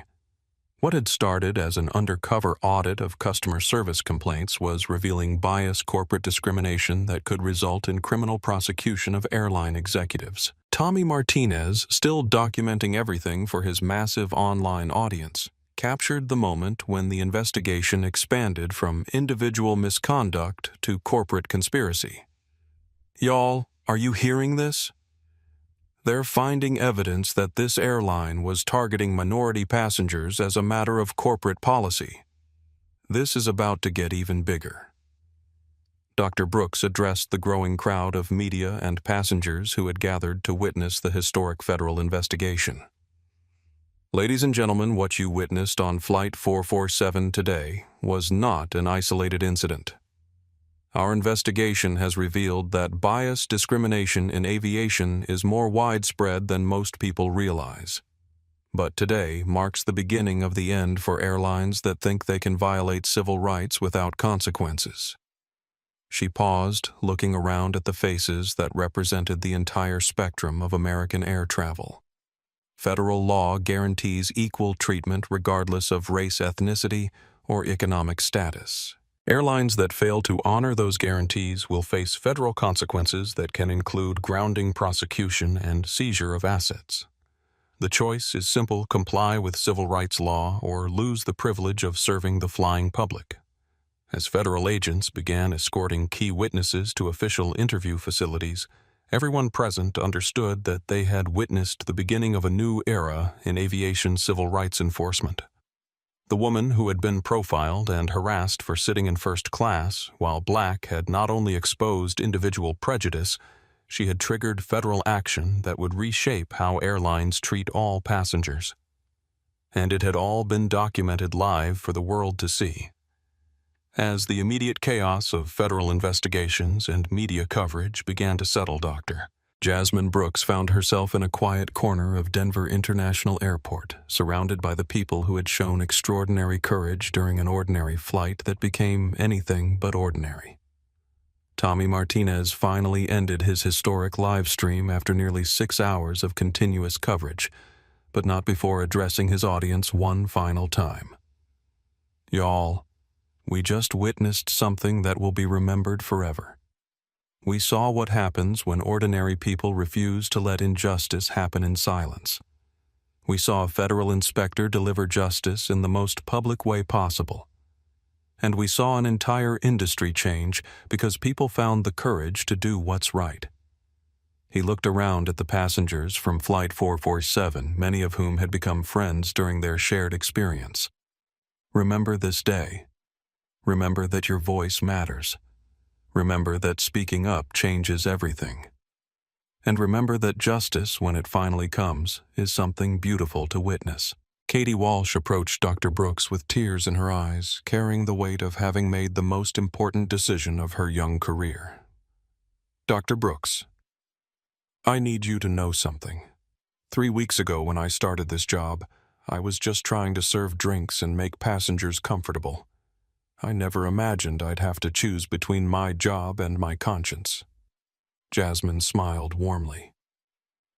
Katie, you made that choice in the most public way possible in front of nearly 100,000 people worldwide. You chose conscience over comfort, justice over job security. That's the kind of character that changes the world. But what if I had stayed silent? What if I had just followed Rachel's lead and let it happen? Then an innocent passenger would have been humiliated without anyone speaking up for her. Discrimination would have won, and nothing would have changed for future passengers who might face the same treatment. Katie nodded, understanding that her moment of courage had rippled far beyond Flight 447. Dr. Brooks, will you stay in touch? I'd like to know how the investigation develops. Katie, I have a feeling we'll be working together again. The aviation industry needs people like you in leadership positions. People who understand that treating passengers with dignity isn't just good customer service, it's basic human decency. Maria Santos, the off-duty air marshal who had provided crucial testimony, joined the conversation. Dr. Brooks, in 15 years of federal law enforcement, I've never seen anything like what happened today. The combination of real-time documentation, multiple witnesses, and immediate federal response created something unprecedented. Marshal Santos, what made today different was that discrimination couldn't hide behind closed doors or he-said-she-said disputes. Everything was captured in real time by multiple sources and witnessed by thousands of people. Discrimination usually thrives in darkness and silence. Today it was exposed to the light. What changes do you expect to see in the aviation industry? Comprehensive civil rights training will become mandatory, not optional. Airlines will face regular federal audits of their discrimination prevention programs. Most importantly, passengers will know that speaking up about discriminatory treatment will be protected and supported by federal law. Captain Rodriguez approached the group, his face showing the weight of watching his airline collapse around him. Dr. Brooks, I need to ask for your forgiveness. As captain, I should have protected you from discrimination immediately and decisively. My hesitation enabled Ms. Coleman's behavior to continue and escalate. Jasmine looked at him with understanding rather than anger. Captain Rodriguez, your response today reflects training and cultural failures that went far beyond your individual judgment. You're a good pilot and a decent person who was failed by a system that didn't properly prepare you to handle discrimination when you witnessed it. What should I have done differently?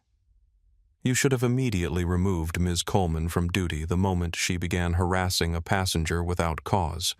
You should have documented her behavior officially rather than hoping it would resolve itself. And you should have understood that protecting passengers from discrimination is just as important as protecting them from mechanical failures. Rodriguez nodded grimly. You're right. I treated discrimination like a customer service issue instead of a safety issue.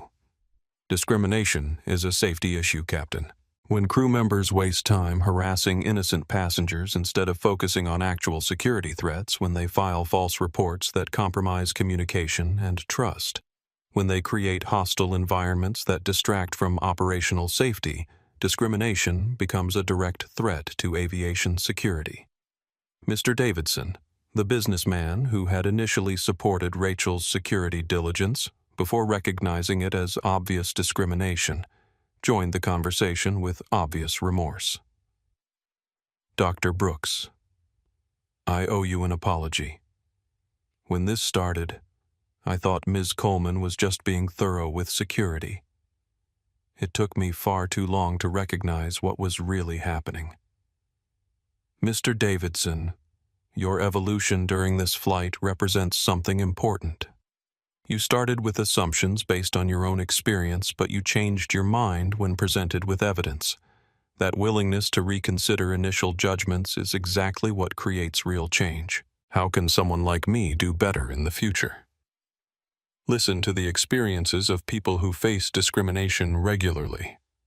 When multiple passengers are telling you that someone is being treated unfairly, believe them. And understand that discrimination often disguises itself as reasonable policies or security procedures. As the group prepared to disperse, each returning to lives that had been fundamentally changed by their shared experience, Dr. Brooks addressed them all with a message that captured the broader significance of what they had accomplished. I want each of you to understand that what happened today extends far beyond one discriminatory flight attendant or one failed airline. You demonstrated something that gives me hope for our entire society. She looked around at faces that represented different backgrounds, ages, and perspectives, united by their shared commitment to justice. You showed that ordinary people have extraordinary power when they refuse to let injustice happen in silence. Katie risked her job to defend a stranger. Tommy documented everything to ensure accountability.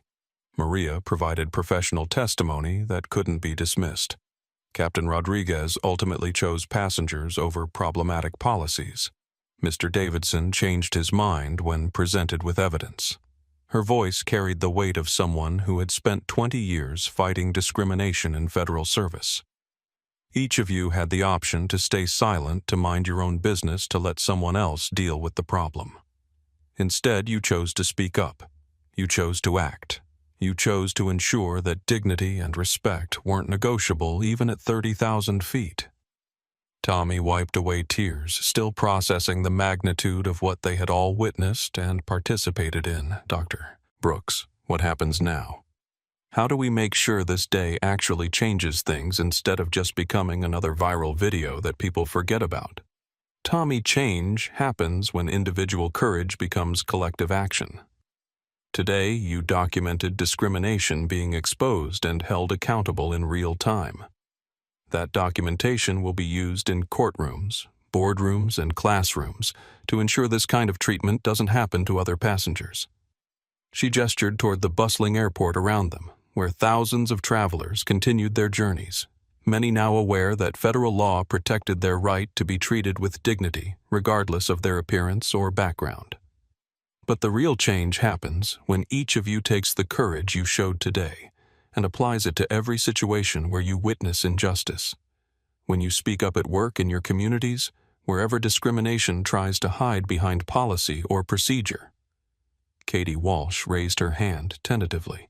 Brooks, will we see each other again?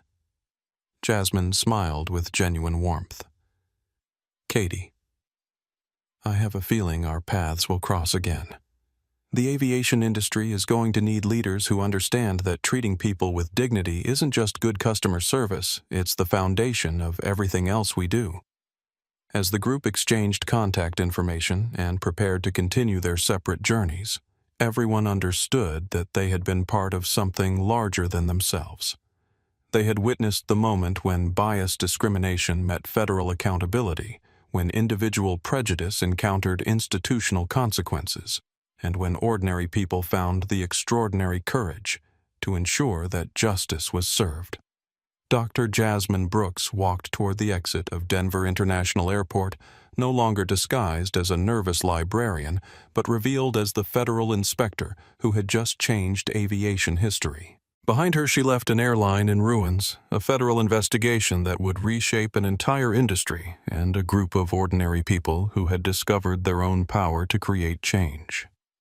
The discrimination that had started with 8 words, "Ma'am, you need to get out of that seat," had ended with institutional reform, federal accountability, and a new understanding that dignity at 30,000 feet wasn't just a courtesy. It was a federally protected right. And 100,000 people around the world had watched it happen live. 6 months later, the aviation industry had transformed in ways that seemed impossible before Flight 447. Skystream Airlines never flew again, its assets liquidated to compensate victims of documented discrimination and fund federal civil rights training programs. Rachel Coleman received a 3-year federal prison sentence for civil rights violations and obstruction of justice, becoming the first flight attendant in history to face federal prison time for passenger discrimination. Her case became required study material in aviation law courses nationwide, ensuring that future airline employees understood the consequences of bias-based decision-making. Katie Walsh became the youngest director of passenger advocacy at United Airlines, leading the industry's most comprehensive anti-discrimination training program. Her courage in speaking up during Flight 447 made her a symbol of moral leadership in aviation, and airlines across the country began recruiting employees specifically for their willingness to prioritize passenger dignity over crew hierarchy. Captain Rodriguez was hired by Delta Airlines as Chief of Civil Rights Compliance, using his experience from Flight 447 to help other pilots understand that protecting passengers from discrimination was as crucial as protecting them from mechanical failures. Dr. Jasmine Brooks received the Presidential Medal of Freedom for her groundbreaking work in aviation civil rights, but she remained focused on the institutional changes her investigation had triggered. The Flight 447 protocol became federal law, requiring airlines to document and investigate all discrimination complaints within 48 hours, with federal oversight and consequences for failures. Tommy Martinez's live-stream documentation became the centerpiece of a new federal requirement that all passenger discrimination incidents be recorded and reviewed by independent civil rights monitors, ensuring that future incidents couldn't be hidden or dismissed. Today, when passengers board flights across America, they do so knowing that their dignity is federally protected by laws that emerged directly from the courage shown on Flight 447. The woman who was told she didn't belong in first class didn't just reclaim her seat. She redefined what equality means in American aviation. Her legacy isn't measured in airlines shut down or careers ended, but in the millions of passengers who now fly with the confidence that their humanity will be respected regardless of their appearance, background, or the assumptions others might make about who belongs where. If this story moved you, I want you to do something right now. Hit that like button if you believe dignity should be standard at every altitude. Subscribe to this channel because we're committed to sharing stories where justice isn't just an ideal, it's a reality. Share this video with someone who needs to be reminded that speaking up changes everything, that one person's courage can transform entire industries, and that respect isn't earned by the price of your ticket. It's guaranteed by your humanity.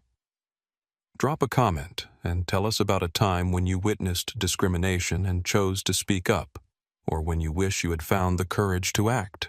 Your stories matter. Your voice matters. And together we can ensure that what happened on Flight 447 wasn't just a moment of justice, but the beginning of lasting change. Remember, justice isn't just about the destination. It's about how we treat each other on the journey. Until next time, keep flying with dignity, keep standing up for what's right, and never forget that ordinary people have extraordinary power when they refuse to let injustice happen in silence. Thanks for watching, and we'll see you in the next story, where courage meets consequence, and truth always finds its way to light.